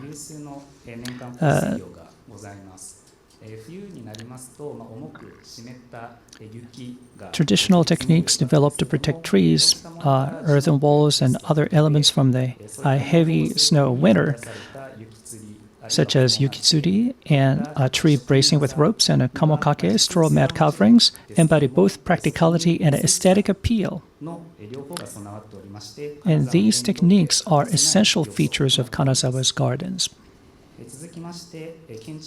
The second element is gardens in harmony with architecture. In Kanazawa, where the tea ceremony has long been deeply rooted, particular importance has traditionally been placed on the harmony between buildings and garden design. The unique style of drawing the garden inward beneath the eaves reflects not only aesthetic sensibilities but also adaptations to the region's distinctive climate and natural environment. The third element is garden design that makes use of water systems. Many urban gardens in Kanazawa incorporate the flow of irrigation canals that have nourished the city for over 300 years. These water channels, like the gardens themselves, have been carefully preserved and are passed down through generations, deeply connected to daily life and local culture and traditions. These green infrastructures serve as habitats for a variety of living creatures and contribute to Kanazawa's unique urban landscape and ecosystem. In this way, the urban ecosystem symbolized by Kanazawa's gardens is nurtured and sustained by the city's long-standing history and traditional culture, which have been handed down continuously over time, and this is one of its defining characteristics. On the other hand, a current challenge we face is how to preserve these well-maintained garden environments. Gardens, which change their appearance daily with the seasons, cannot be left unattended. Management by human hands is essential, and it costs money. There's a physical and a financial burdens, and there are many cases where the responsibility placed solely on garden owners has reached its limits.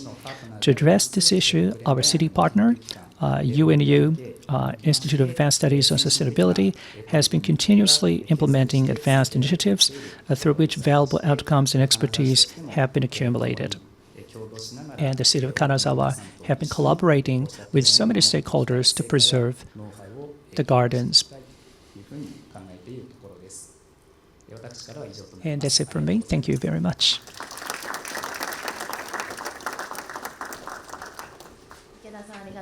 Thank you very much, Mr. Ikeda. And now our last speaker is Mr. Juan Pastor Ibarz from UNU IAS OUIK researcher. So Juan, the floor is yours.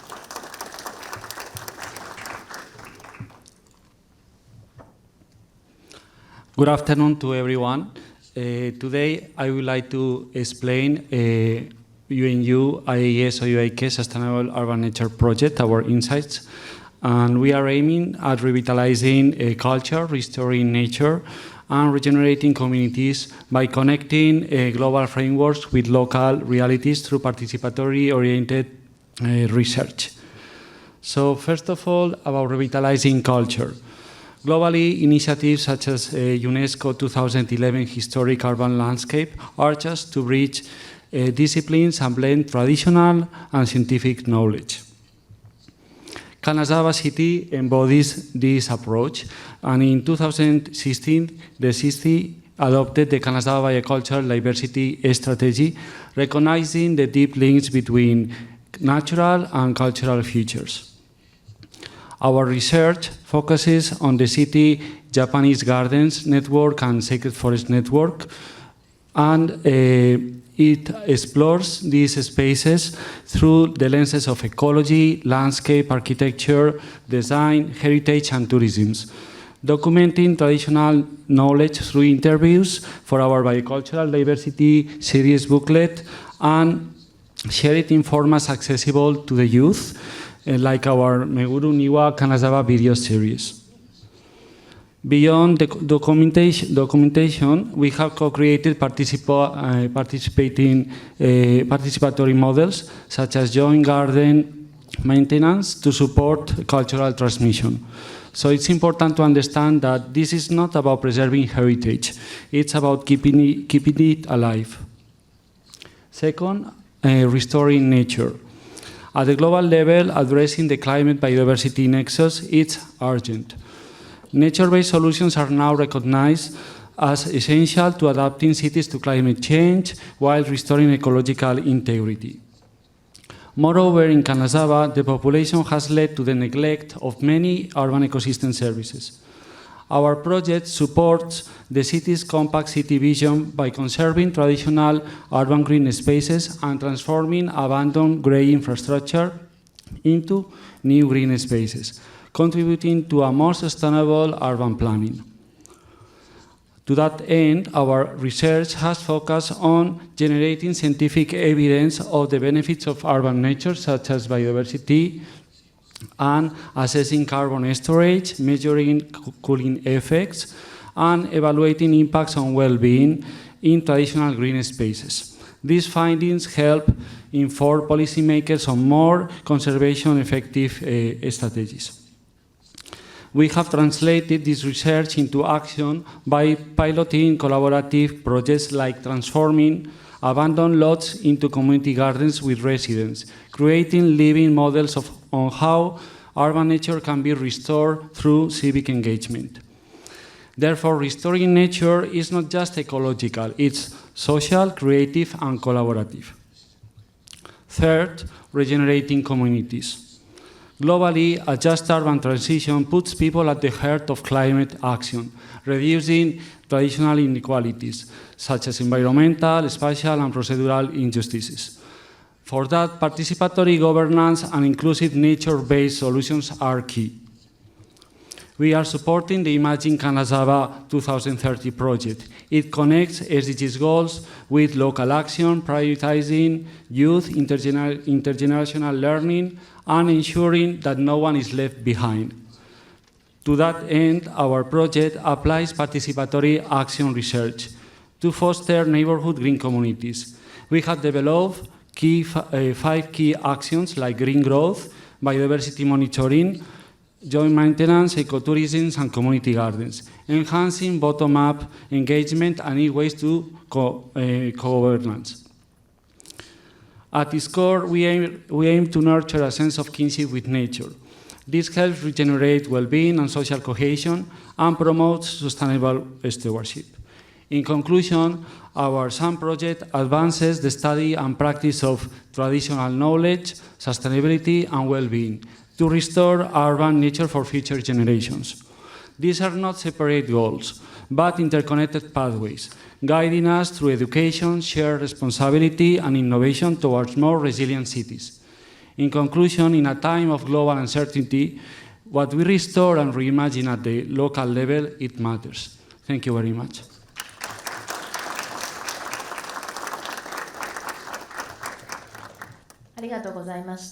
Thank you very much. So we'd like to move on to the discussion session, which lasts for the next 50 minutes. And I'd like to hand over to Mr. Togo Uchida, the Executive Director for ICLEI Japan.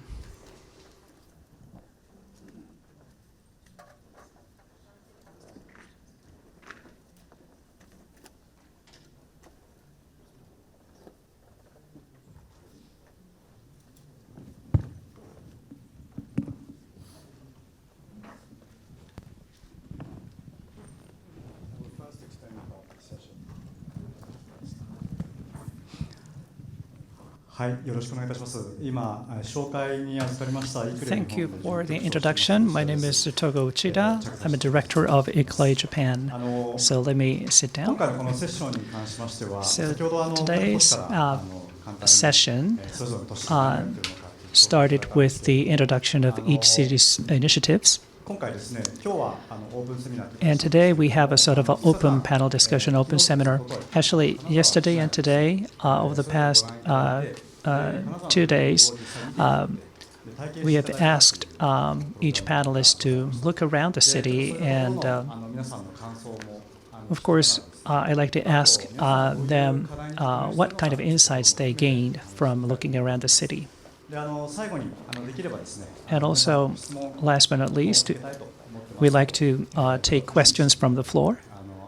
So please prepare questions, and please raise your hand and ask questions to each panelist. And now we're going to proceed. The proceedings will be in English.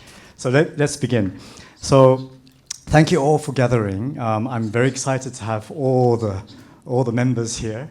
So I just explained to the crowd that you all experienced and saw Kanazawa and how it has been preserving its own diversity of ecology through preserving culture and working with community. So I would like to first start from a question to all of you. What is your impression from learning from this experience? And what do you think you could take back to your city as something that you learned? Maybe we could start from this end. Okay, thank you. I would like to say that I'm personally impressed, and I believe that my city would further benefit of how the water and the blue infrastructure of Kanazawa is still processing and working beyond all this urbanization and problems related to climate and extreme weather. I would like, as an urbanist, to share a little bit of my experience from Istanbul. You can imagine that Istanbul is located on 2 continents, a city with a vast water infrastructure and system that was unfortunately urbanized and quite well left behind the scenes during the last 20 years of vast construction and urbanization patterns. What we have been working in the last actually 5 years is to restore this blue infrastructure and to integrate it with the green parks and areas of the city.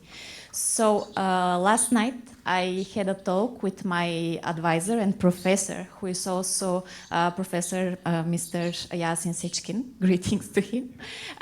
We have been discussing especially the importance of these watering and pouring systems and how we may emphasize all these practices also in Istanbul, starting from pocket parks. Actually, what we have been talking last month very freshly. So I would like to thank you for this experience. My thesis was also on Spawn City and the implementation of water systems in cities. So it was a fascinating example to see how culture, traditions are everlasting, and they are the true mechanism for conserving biodiversity and nature in our cities. Thank you. I think you touched upon a very important part where connecting the blue and the green infrastructure and water flows in between that as a connecting point. So maybe it's something that all the cities will definitely can learn from, how the Kanazawa has been righteously kind of connecting these things together. Thank you very much for that comment. Kimberly, Takaronto, the trees standing on water. So obviously water is another key aspect on your city as well. Please give us your impression about what you have learned from Kanazawa. Thank you. As an urban forester and also from a city with snow, the moment I came to Kanazawa City, I was absolutely captivated by your trees, the use of the supports or props, we might call them, to maintain their cultural identity, and also the use of roping through the winter, again to protect this critical green infrastructure that you have in the city. I'd also like to add, I was absolutely enchanted by one of the first presentations or things that I learned from Kanazawa City regarding your efforts to restore fireflies. The Kanazawa Firefly Society, I would like to bring back to my colleagues to discuss. Toronto is a city of rivers. We have 6 rivers that run through our city, and we know how important and critical habitat and light pollution is related to fireflies. I grew up with fireflies. I have never seen one in the city of Toronto. So Togo-san, I hope that you'll check in with me in about a year and see that I will be the founder of Toronto's first Firefly Society. Wonderful. Fireflies is one of those symbolic insects that can draw interest of children, and especially you observe that at night with your parents and with your family, and there's a special memories is always associated, I think. So I think it's a very special species that actually can draw that connection with nature and family into this preservation. So thank you so much for raising that. AP, you're also from the water city, Emerald City. Please give us your impression from Kanazawa. Oh, very popular. Thank you very much. I want to say first that those of you who are from Kanazawa and live in Kanazawa, you should be very proud of your city, both for its hospitality and wonderful people, but more so for its beauty, its natural beauty. I hope you know Japan is recognized around the world, and when people think of Japan, they think of beauty and peace and gardens and some of those ways of life. And you in Kanazawa have done a wonderful job to preserve that. And for me, I think the thing I noticed most was yesterday, we all had the opportunity to spend time with a Buddhist monk who taught us about the idea of Zen, achieving that clarity of mind. But to do that, you have to go through certain steps, right? You have to clear your mind, your sight, your sounds, all your senses. How do you do that in a busy world? I just came from Tokyo. It's hard to achieve Zen in Tokyo sometimes. I think you are blessed here in Kanazawa because there's so many areas. So to me, the importance of the greenery of Kanazawa is not just the history, and it's not just about what has been here. It's what must continue to be here for health and wellness. And I hope the young generations are listening to their elders who are trying really hard to preserve the gardens here in Kanazawa, because I think the elders are always smartest. They know that when young people want to go fast and be busy and embrace technology, that they're going to get tired and they're going to need wellness and calm. And our gardens here, the elders, they tell us, if you get back to nature, if you touch the ground, if you clear your mind, you will have Zen. And that is what I've noticed about Kanazawa. So please continue to do that because it is really important in this world. So thank you for showing us how you do that so well here in Kanazawa. Thank you for that wonderful comment. And you've touched another very important factor, that once you are living in a position, you tend to forget how precious the ordinary surrounding is for others who are actually visiting. And preserving something that is normal or something that is so common around you is sometimes challenging. But the elderlies understand the value of that. And maybe the young people might be more, wants to more explore, to see some changes in their life. But it's always good to have that intergenerational communication to kind of continuously reevaluate the value of why we have this. And that draws to the proudness, the sense of community, of belonging. And I think that's very, very important for this kind of activity that we engaged. So AP, thank you so much. Now to you. So Paris. So please give us your input. I mean, you touched upon the architecture part. Yeah. But maybe the word I would like to focus on, even in my day-to-day life, that I would like to bring back from Kanazawa is maybe patience, another relationship to time, and what you are trying to do to achieve consensus, for what I understand, in the decision making.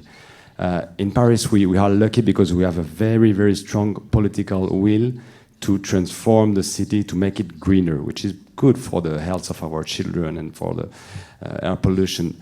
But we are doing this very fast, which is important because of the climate emergency. But when we decide to close, for example, streets to cars, obviously it's not consensual. So many people will disapprove. Let's think in the shop owners, for example. They fear that they will lose some clients because of that. And as we have this very strong commitment, political commitment, we will do it anyway. And we are lucky because most of the time, people afterwards, they understand and like it. But by doing it and learning by doing, maybe we miss the time we would need to have more consultation, more consensus with the local projects, and maybe we would do better projects as you are probably doing here. So that's what I would like to bring back. Sorry. Francois, thank you so much. I mean, yet again, very important. The time, the speed. We cannot rush things because we need to get consensus. We're talking about people's lives. But on the other hand, the crisis that Suzuki-san shared us in the previous presentation, that we have to respond to these crises as fast as possible. So there's that challenge. But when you look at the Kanazawa, you have abundant experience and history of these communication that allows this city to be ready and to be resilient almost because of that legacy. And I think that is another issue that maybe Kanazawa City citizens can be proud of and to touch upon. Thank you so much for that. Judith. Thank you. Lots and lots of lessons from this place. I must start by thanking the Kanazawa people. I've been walking around. My skin is a bit dark, but I'm being greeted by everyone I meet. You see them bowing. Yeah, it feels good, really, in a foreign country. Yeah, we've had a chance to travel in other places. It doesn't happen like that all the time. The value etiquette, the discipline, the warmth, it's amazing. Thank you very much. Now, secondly is about the garden approach. I know my colleagues have mentioned it, but you realize that, you know, small initiatives make a difference. It's a participatory approach that me, as a key decision maker in my county, we definitely borrow it. There are certain efforts at home, but this is something to share. Yeah, it's something to share, and very, very great.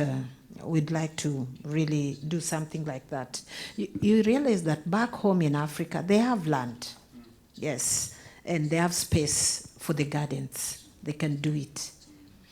Now, the other issue is about the cleanliness of this place. In Africa, Kisumu is always rated as the 6th cleanest city in Africa. But then, it's only the city. We have 5 municipalities, which are, you know, it's being urbanized. That's why they got that category of municipalities, but they are not clean. Yesterday, I was asking one of our colleagues that where do they dump? Because I don't see waste bins around. It's discipline, things that we need to do through behavioral change. It's a culture issue that you can only build over time. I've learned a lot. And I was being told people actually carry the trash and go with it home. Can you imagine that? Just communicating that to the people through education. The other issue is about the way you've organized the city by directing the canals and the embankments in a manner that is sustainable in the long run. We have several rivers and they overflow, and that's what causes the floods. And I kept taking pictures of, you know, the stone pitching, what you did all the way. And there were different designs that I learned from that. The designs that we'll definitely share in our city planning, in our municipality planning. What can we do to even control the floods? That's something that I've really learned from. The other one is on the preservation. In terms of your unique species, the trees. I saw that when you were in the park. Something that I didn't emphasize on when I was making my presentation is that we are using children in schools as our ambassadors. And what we are focusing on is for them to plant tree fruits. We could also borrow from this, the indigenous trees, yeah, so that we don't lose that over the years, which I've really observed here. Now, the other issue is, I think I've said all of them. Thank you. Thank you so much for that. So I think I want to kind of touch what you said on the small initiatives can actually make a big difference.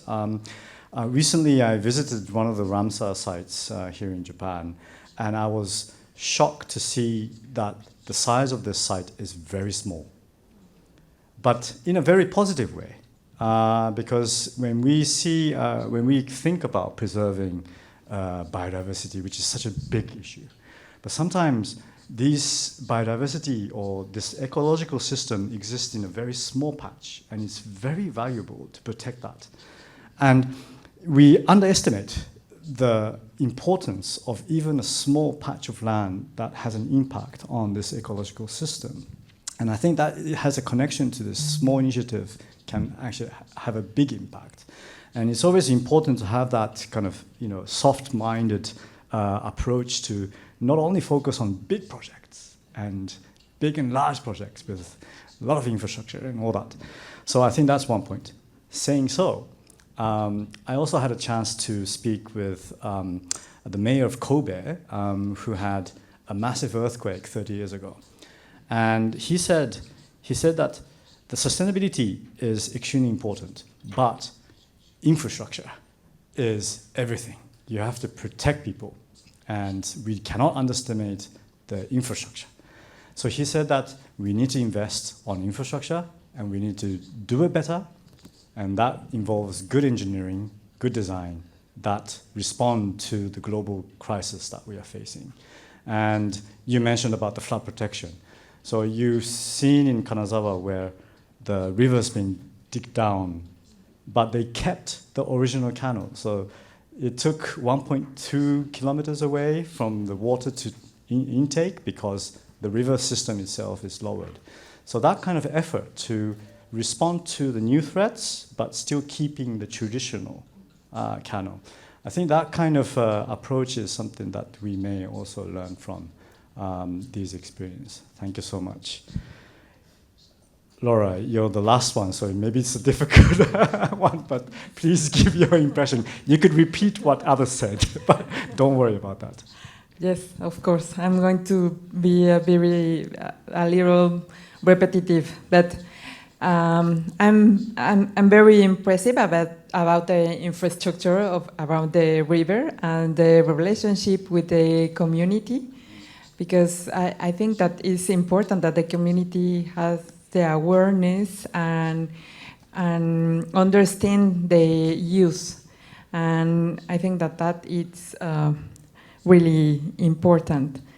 And from my very Mexican perspective, I can see that you have this vision because of your culture, because of the awareness, and this vision is about the planning, to have a really good planning and think about the future.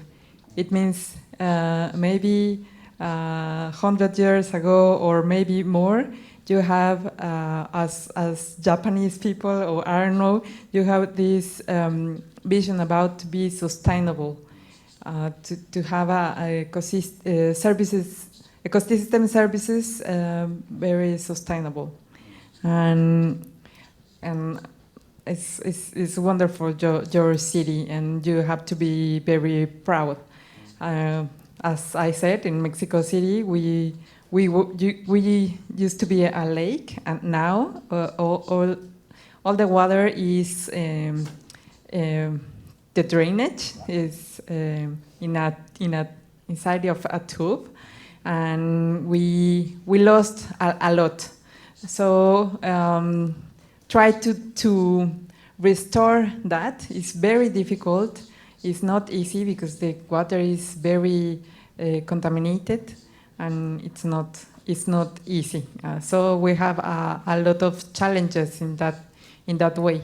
And thinking about the reconnection between the blue spaces and green spaces, now we realize that we need that, and it's very difficult to have it, but we are trying to do that.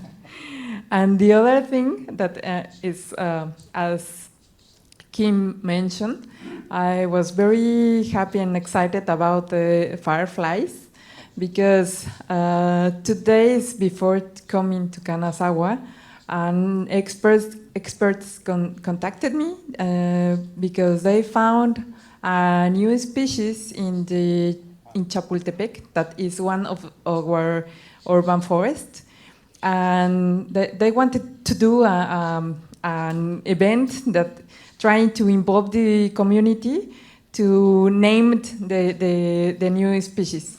But we have a lot of concern about how to conserve this population, because it's a public park, and is very difficult to have the conditions and to create this conscious.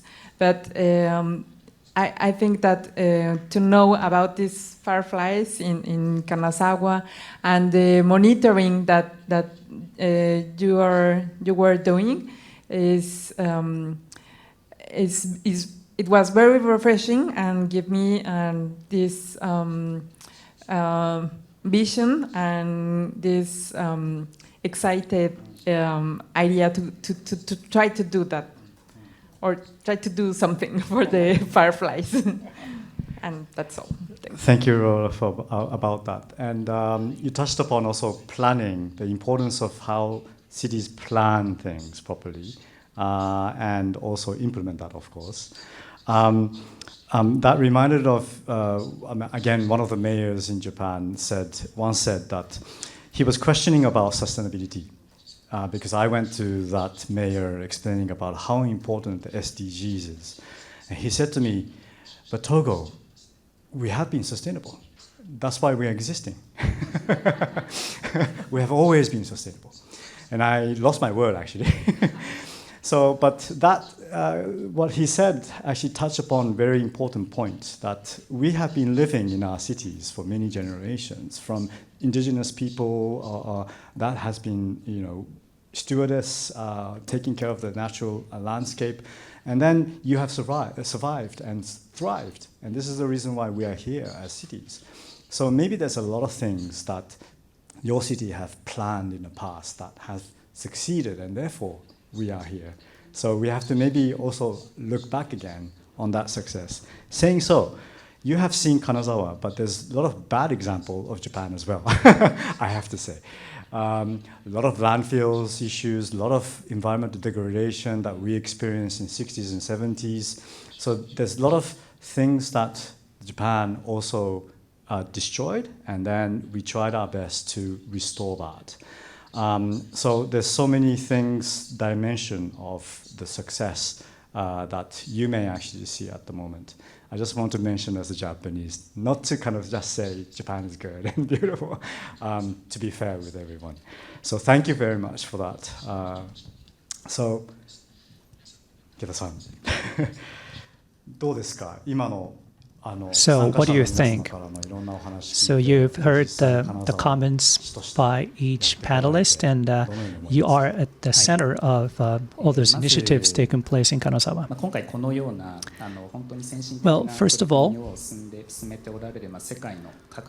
it's great to see and great to invite people and listen to those people who are doing really advanced initiatives on their own.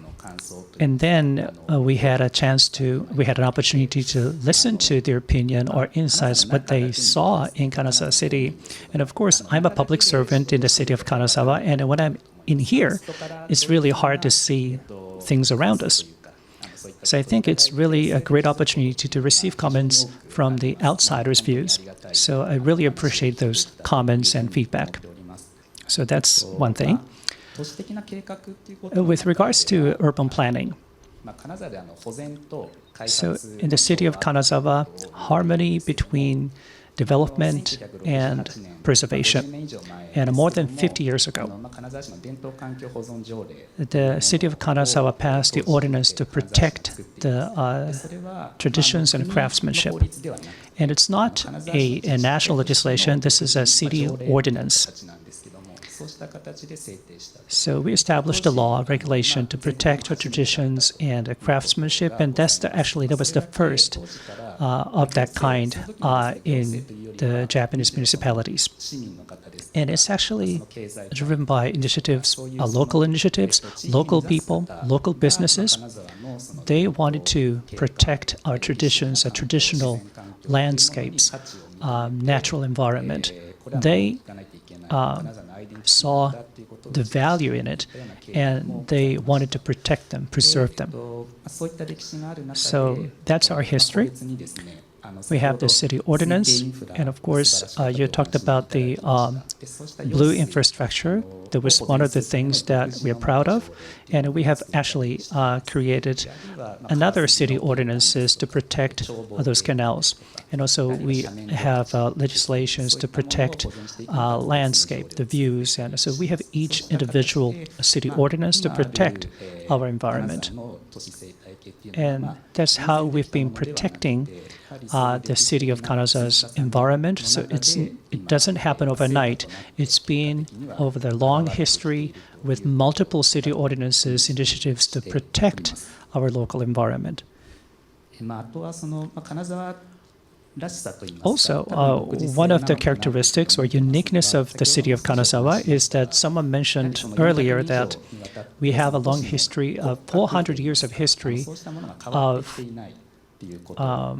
history which actually maintains our city structure because we could avoid the devastation of war. And with regards to climate, we are very prone to heavy snow, and we are facing the sea, and we see winds coming from the sea, and then the cold air blocked by the mountains, and we have heavy snow every year. And that's actually water source, and that richness, we actually manage the water resource using canals and develop our city. And we've been doing that over the past 300 to 400 years. And those canals you saw yesterday, the flow of the canals are exactly the same today compared what they saw 300 years ago. So it looks normal, it appears normal, but we cannot take it for granted. And that's part of the history that underpins the city planning, urban planning of the city. And I really appreciate that panelists raised that point, and that gives us more incentives for us to protect and preserve our city landscape even more. Yeah, thank you for the comment. So you talked about the city ordinance passed in 1968. And I think the part of the discussion was to preserve the identity of the city. And part of the history of Kanazawa is that the fact the city was sort of unscathed by the devastation of war. And actually, local people understood that, right? Yes. So at that time, the business people in the city of Kanazawa, they understood deeply the culture and traditions of the city of Kanazawa. Yeah, they placed a big importance on the preservation, including the gardens. So the gardens are beautiful, but those garden culture is pretty much integrated with our tea culture, tea ceremony.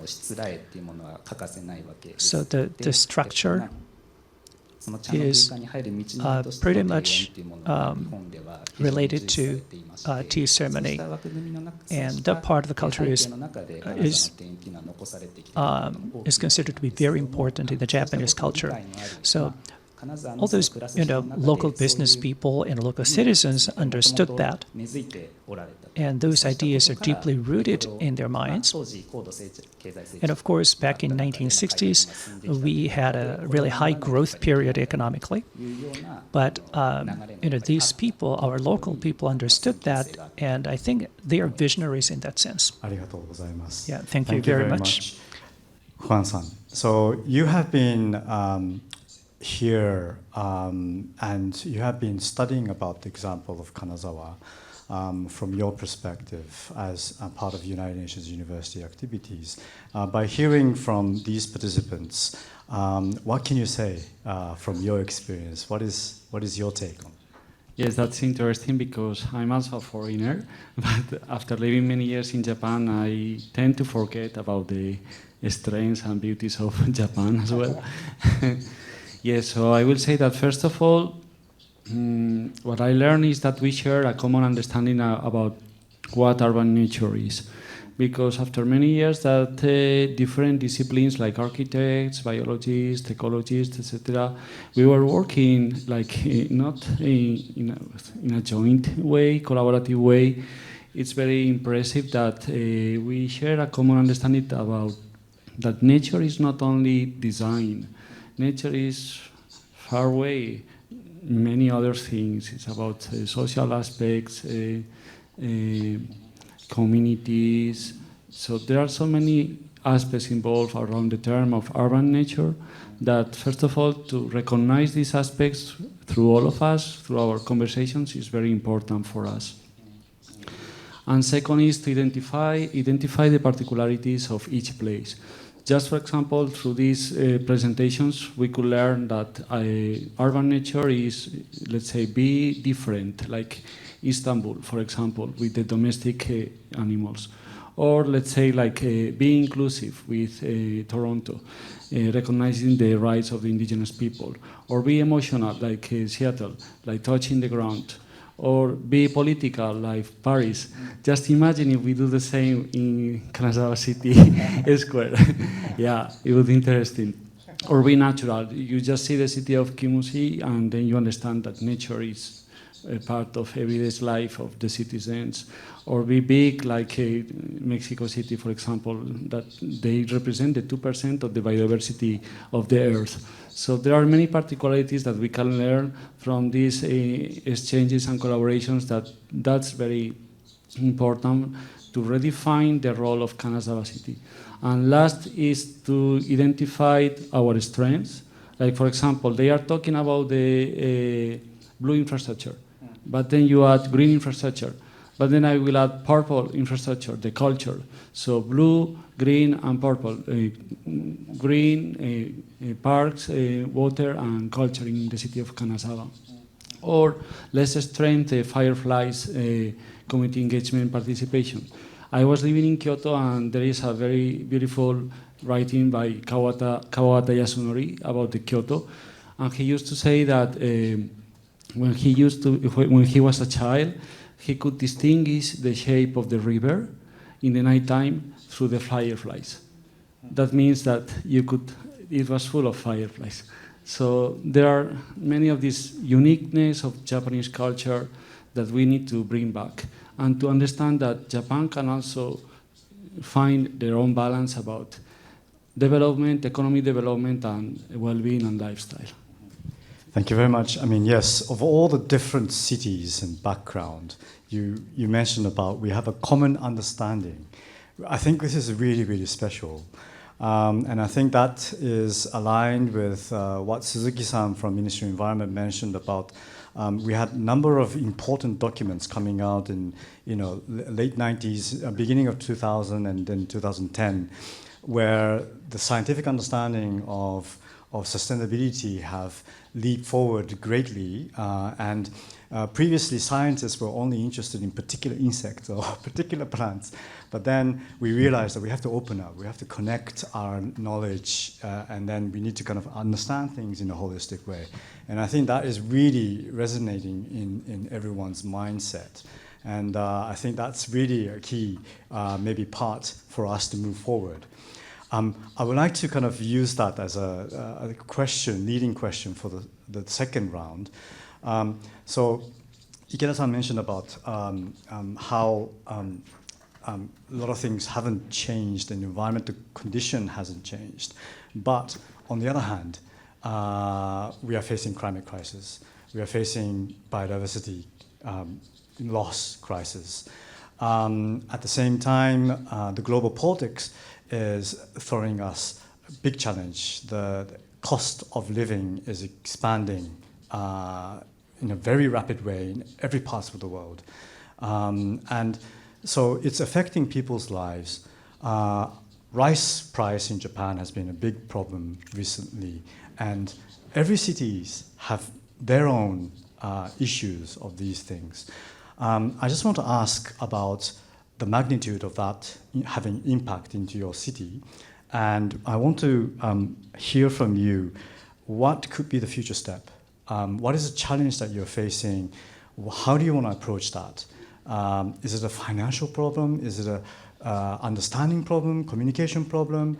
Do you want more support from your government or international organizations? What do you want to see in the future? So from you, again, if I may. I got so excited when I was thinking about what I want as a whole, because when I imagine Istanbul with its magnitude, with its density, I hope all of you at least once in a lifetime experience this chaos and order at the same time. And when I imagine the community and the people of Istanbul, what has been especially rising in the last few years is food security and accessibility to healthy living, again through engaging in urban agriculture and food supply. What we have been talking a lot, it's how we can activate communities in engaging more with land and especially in productive systems. We have been working on, again, on different scales, how we can make children, how we can make young people understand the problem and the really urgent need in understanding and reconnecting to the soil, because it's not about only what you buy from the market, but it's about what you drink, what is the quality of the soil. And we know that, as you mentioned, it's a holistic system. It's not something separated from the other. Everything is connected into one framework. So there are a lot of things that we may request, I believe, from a socio-political scale to finances, economics. It's a huge and I believe infinite, emerging requests. But what I see, especially in Istanbul, is that we should start, and we are starting locally and, as you said, on a small scale, because top-down strategies are very nice for influencing policies and let's say connecting to policymakers and activating them, but who are the real sustainable powers within our cities are humans and citizens. So I believe that more enhancement in awareness, consciousness programs, education, more connecting local authorities with communities and citizens will be the very fundamental step, and that should invest more in it in order to protect our communities and cities. Thank you so much. Kimberly?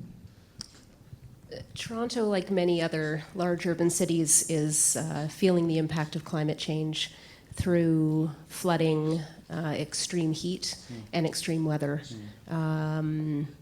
Large rainstorms, large ice storms, which have consistently been more frequently impacting the city. I think a lot about, and we've been discussing today, between blue, green and gray infrastructure, and Wansan, I love purple infrastructure. That's a wonderful concept to bring home as well. Sometimes large cities treat those as exclusive. We have a problem with flooding, we need more pipes. If we have a problem with weather, we maybe look toward one type of solution. But in our line of work, promoting urban nature, we know that they are not mutually exclusive, and that we need blue, green, and gray and purple solutions to these issues. In Toronto, because we are so fast growing, we do have a challenge with the loss of permeable space, or the way that I would see that would be the space to grow trees, plants, and biodiversity, and that's something that we are looking to balance moving forward. Thank you so much. Epi? Thank you. I think, to your question, I think it's a responsibility of all of us, maybe internationally. Our strength, speaking about the environment and nature, is very powerful because it's something that transcends all of our borders and countries. So many of us have different things in our countries that aren't similar and maybe don't work well together. But everybody here has talked about the value of nature and the environment. And I think that in Seattle, we're beginning to realize we can't take for granted the traditional patterns of weather. I've only lived there for 2 years, and everyone tells me summer will end in September, and the rain will come at the beginning of May, and there will be 2 weeks of snow, and the first week of January, end of Christmas. This is always what they said about Seattle. I've lived there for 2 years. No snow at Christmas. Summer goes till end of October. Rains don't come until later. So things are changing. And so I say that we have to always be open to, things are changing. We learned that from the Buddhist monk yesterday, that things change. So you have to be adapting to it.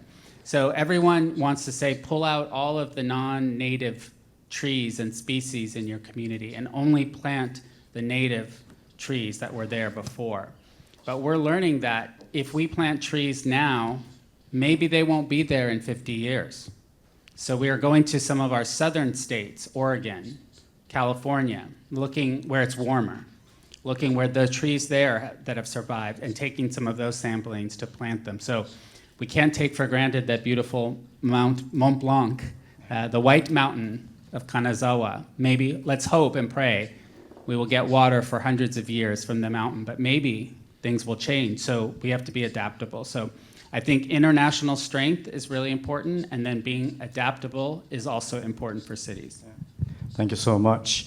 I was concentrating so much, I lost the sense of time. So we have to be quick. Apologize for that. But so Francois, please. Thank you very much. I think the main challenge, or a main challenge we could all share, is education. I believe that many things we do it because we don't have awareness of how it damages the biodiversity and our future. And if we take biodiversity loss, for example, I believe that, the numbers show that our global agro-industrial system, food system, is really the main reason why we have this biodiversity loss. So I really want to thank Mr. Suzuki to mention the fish issue and the agriculture and fresh water, because we could believe that as cities it's a rural problem, the agriculture, but in fact we are the consumers, we the citizens, so every one of us. So you mentioned, Ingrid, before that 70% of the resources are consumed by us, the citizens of the city. So we really have to change the way we live and the way we eat. In Paris, for example, we really try to have only organic food in our collective gathering for kids, so that we have much less damage to biodiversity. And we also work a lot on fresh water, so that we don't have to put chemistry in it. So we subsidize the farmers that work upon the catchment water areas, so they don't put chemical fertilizers or pesticides, and that's better for them, it's better for the nature, and in the end we don't have to treat the water afterwards. So it's really a very good example of a nature-based solution. So that's what we should try to do all together. Thank you very much. Judith? Yeah, thank you.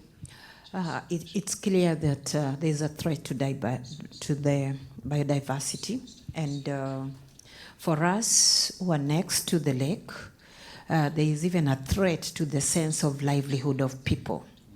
This is not just an economic issue, it's not just an environmental issue, it's also an economic issue. And I would say that it's important that we come together, as partners, because it traverses many counties. It's not just my county. About 5 counties rely on that lake. It's being polluted. We have a platform which we call the Lake Region Economic Bloc.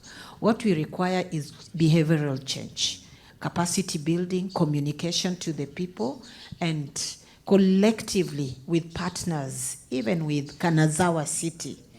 From the lessons we have picked here, we need to partner, not just nationally, but also internationally, to change all this. How do we mainstream these initiatives that have been discussed here, what I shared here, to a sustainable level? Thank you.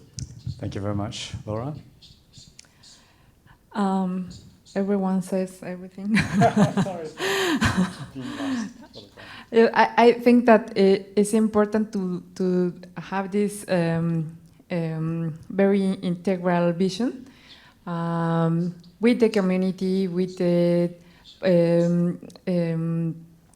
decision makers, that they have all the information that they need to make those decisions. And some very important is the political will, because there is this it's a need that if it happens, it make that the things works better. And other thing is we always, at least in Mexico, and I think that for every country, the financial situation, it's not always easy. We always need to look for support, look for fund. It's always something that it's a limitation. And just to close, I wanted to say that I heard once a phrase in a seminary that I don't know the author, but he said that you can solve it by design or by disaster. So it's very important. Thank you. Thank you so much. 池田さんお願いします。そうですね。金沢市。So, not only to the city of Kanazawa, but across Japan, we see torrential rains across Japan. So, extreme weather, extreme rainfalls. I think it's the sort of common problem across municipalities in Japan. And with regards to the gardens, our Kenroku-en, the expanse is about 5,800 square meters, the lake. So we have to make sure our water management is right. You know, we have small ponds in the gardens, and then actually those small ponds serve to adjust the water flow or the water storage across the city. I think it was not that it is not something that was understood in the past, but it happened to serve that role to preserve the environment, and I think that perspective should be incorporated in our city planning. Yes, so there is not much time, so I will just say short sentences that they can be applied to global and local context. But first of all, that I think we need greater recognition of the values of urban nature at all levels, political levels, citizens levels.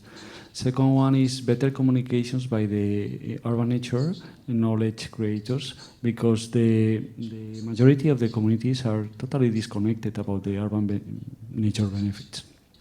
Third would be to create a list of urgent actions, like stop biodiversity loss, for example. Or I believe that the best nature-based solutions is not to replicate the non-nature-based solutions like hard surfaces, cutting trees, all these type of things. And then I will say empower communities around urban nature. And then actions that we can do directly at Kanazawa city, or that we could improve, listening the stories from other cities. I think that we have a huge potential of creating new jobs in the city of Kanazawa around nature-based solutions. And to link transportation with a green infrastructure. What is a walkable city, for example? And finally, for long-term vision, 100 years vision, is to provide rights to the nature.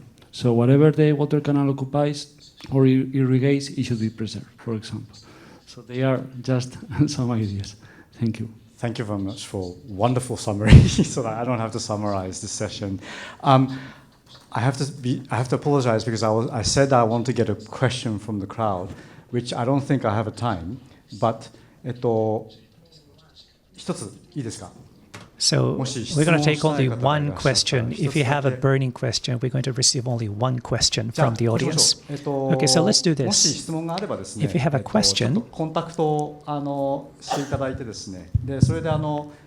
contact the organizer so that we can address your questions to the panelists. My huge apologies for the bad moderation. They can send an email, and then let's try to answer that, whatever the question is. So, それではですね、本セッション終わりたいと思います。 So, this will end the session. Please give a big applause to the panelists. Thank you very much.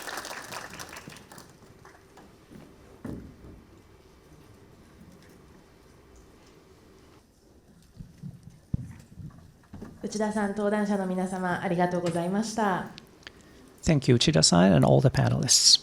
それでは最後に閉会の挨拶として、 So let's move on to the closing remark. I would like to invite the Director Shinobu Yamaguchi of the United Nations University Institute for the Advanced Study of Sustainability.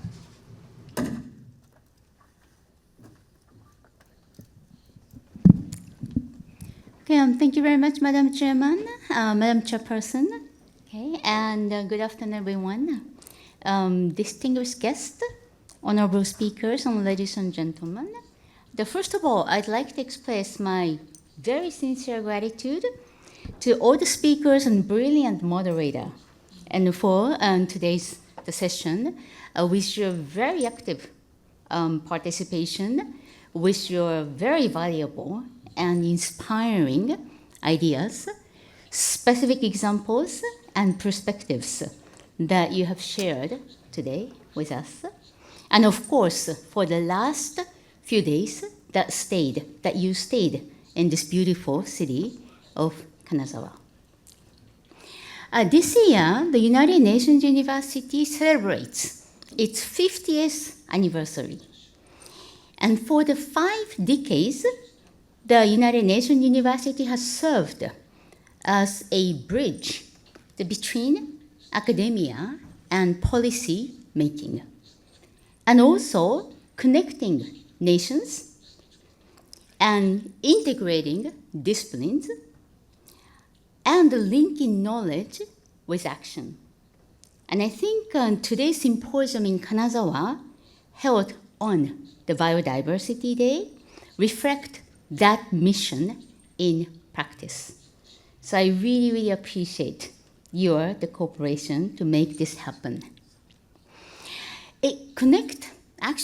All of your activity connect the local wisdom with the global challenges, and importantly, shows how cities can take the lead in restoring nature in urban life. So today we heard so many powerful stories from the cities around the world, from Istanbul, Kisumu, to Toronto, Mexico City, and beyond. And we have seen how communities particularly are central to the restoring the urban nature. Just to recap, for example, from Toronto, Canada, we learned how ecological restoration is implemented in partnership is very powerful indigenous communities. And this is really the way forward with the Kunming Montreal, the biodiversity framework.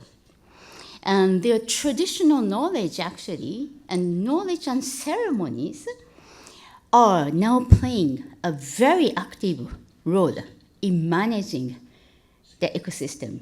Very powerful.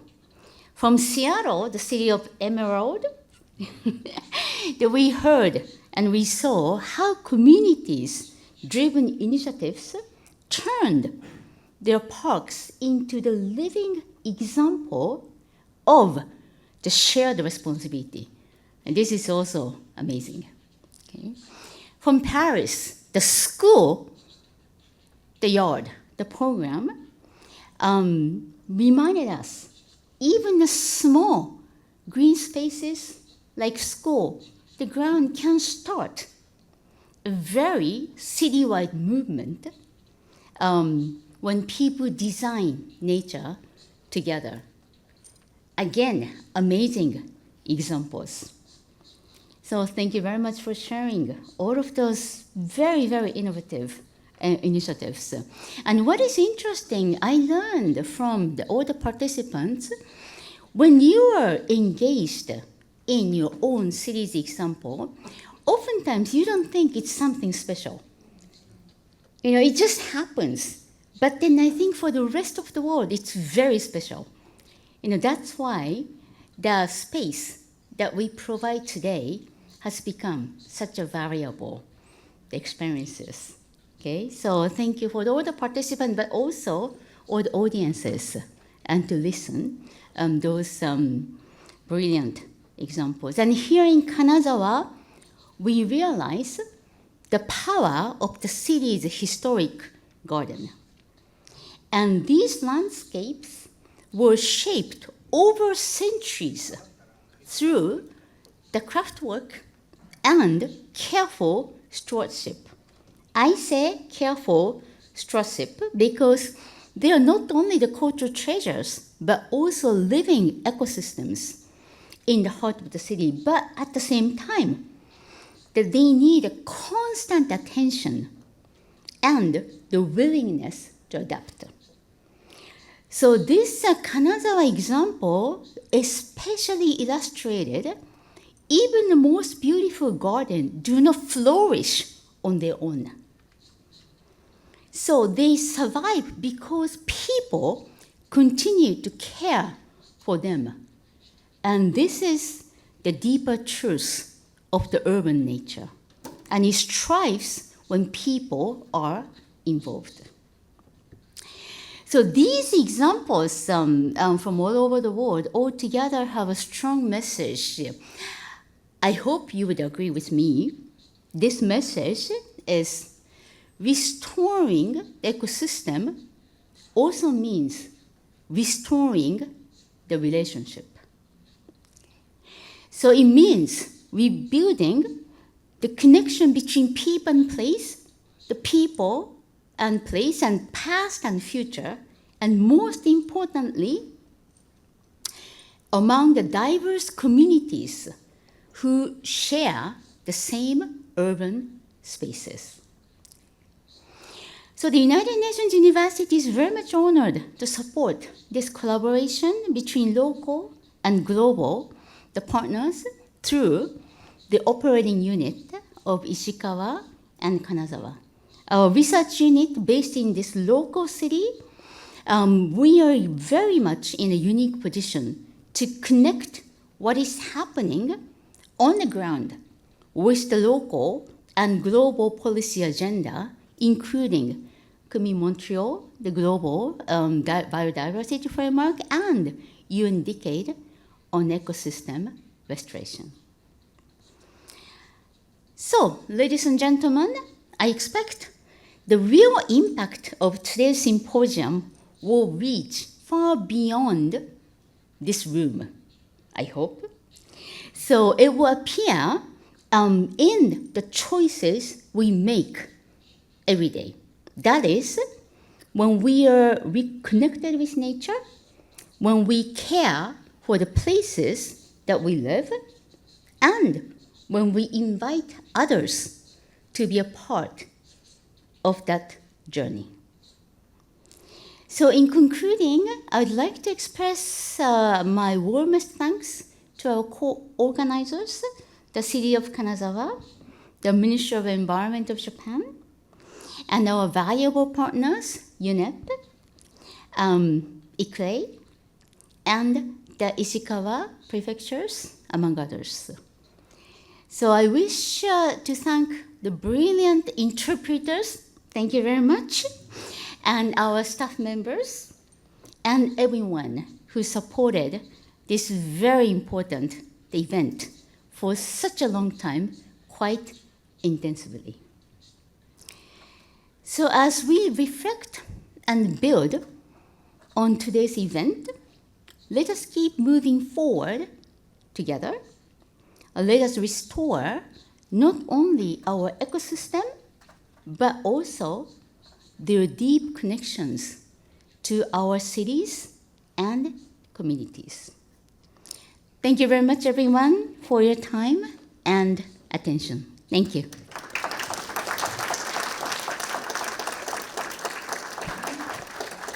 Dr. Yamaguchi, thank you. So this concludes our symposium, Nature, Culture, and Community, Rethinking Urban Connections from Kanazawa. Thank you very much for your participation.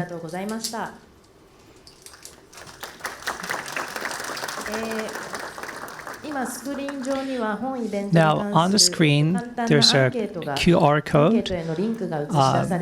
When you scan it, it jumps to the questionnaire, and we value your feedback. So please answer the questionnaire so that we can be better next time. One more housekeeping note.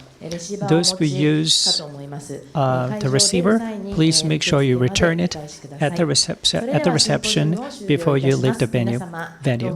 Thank you very much again.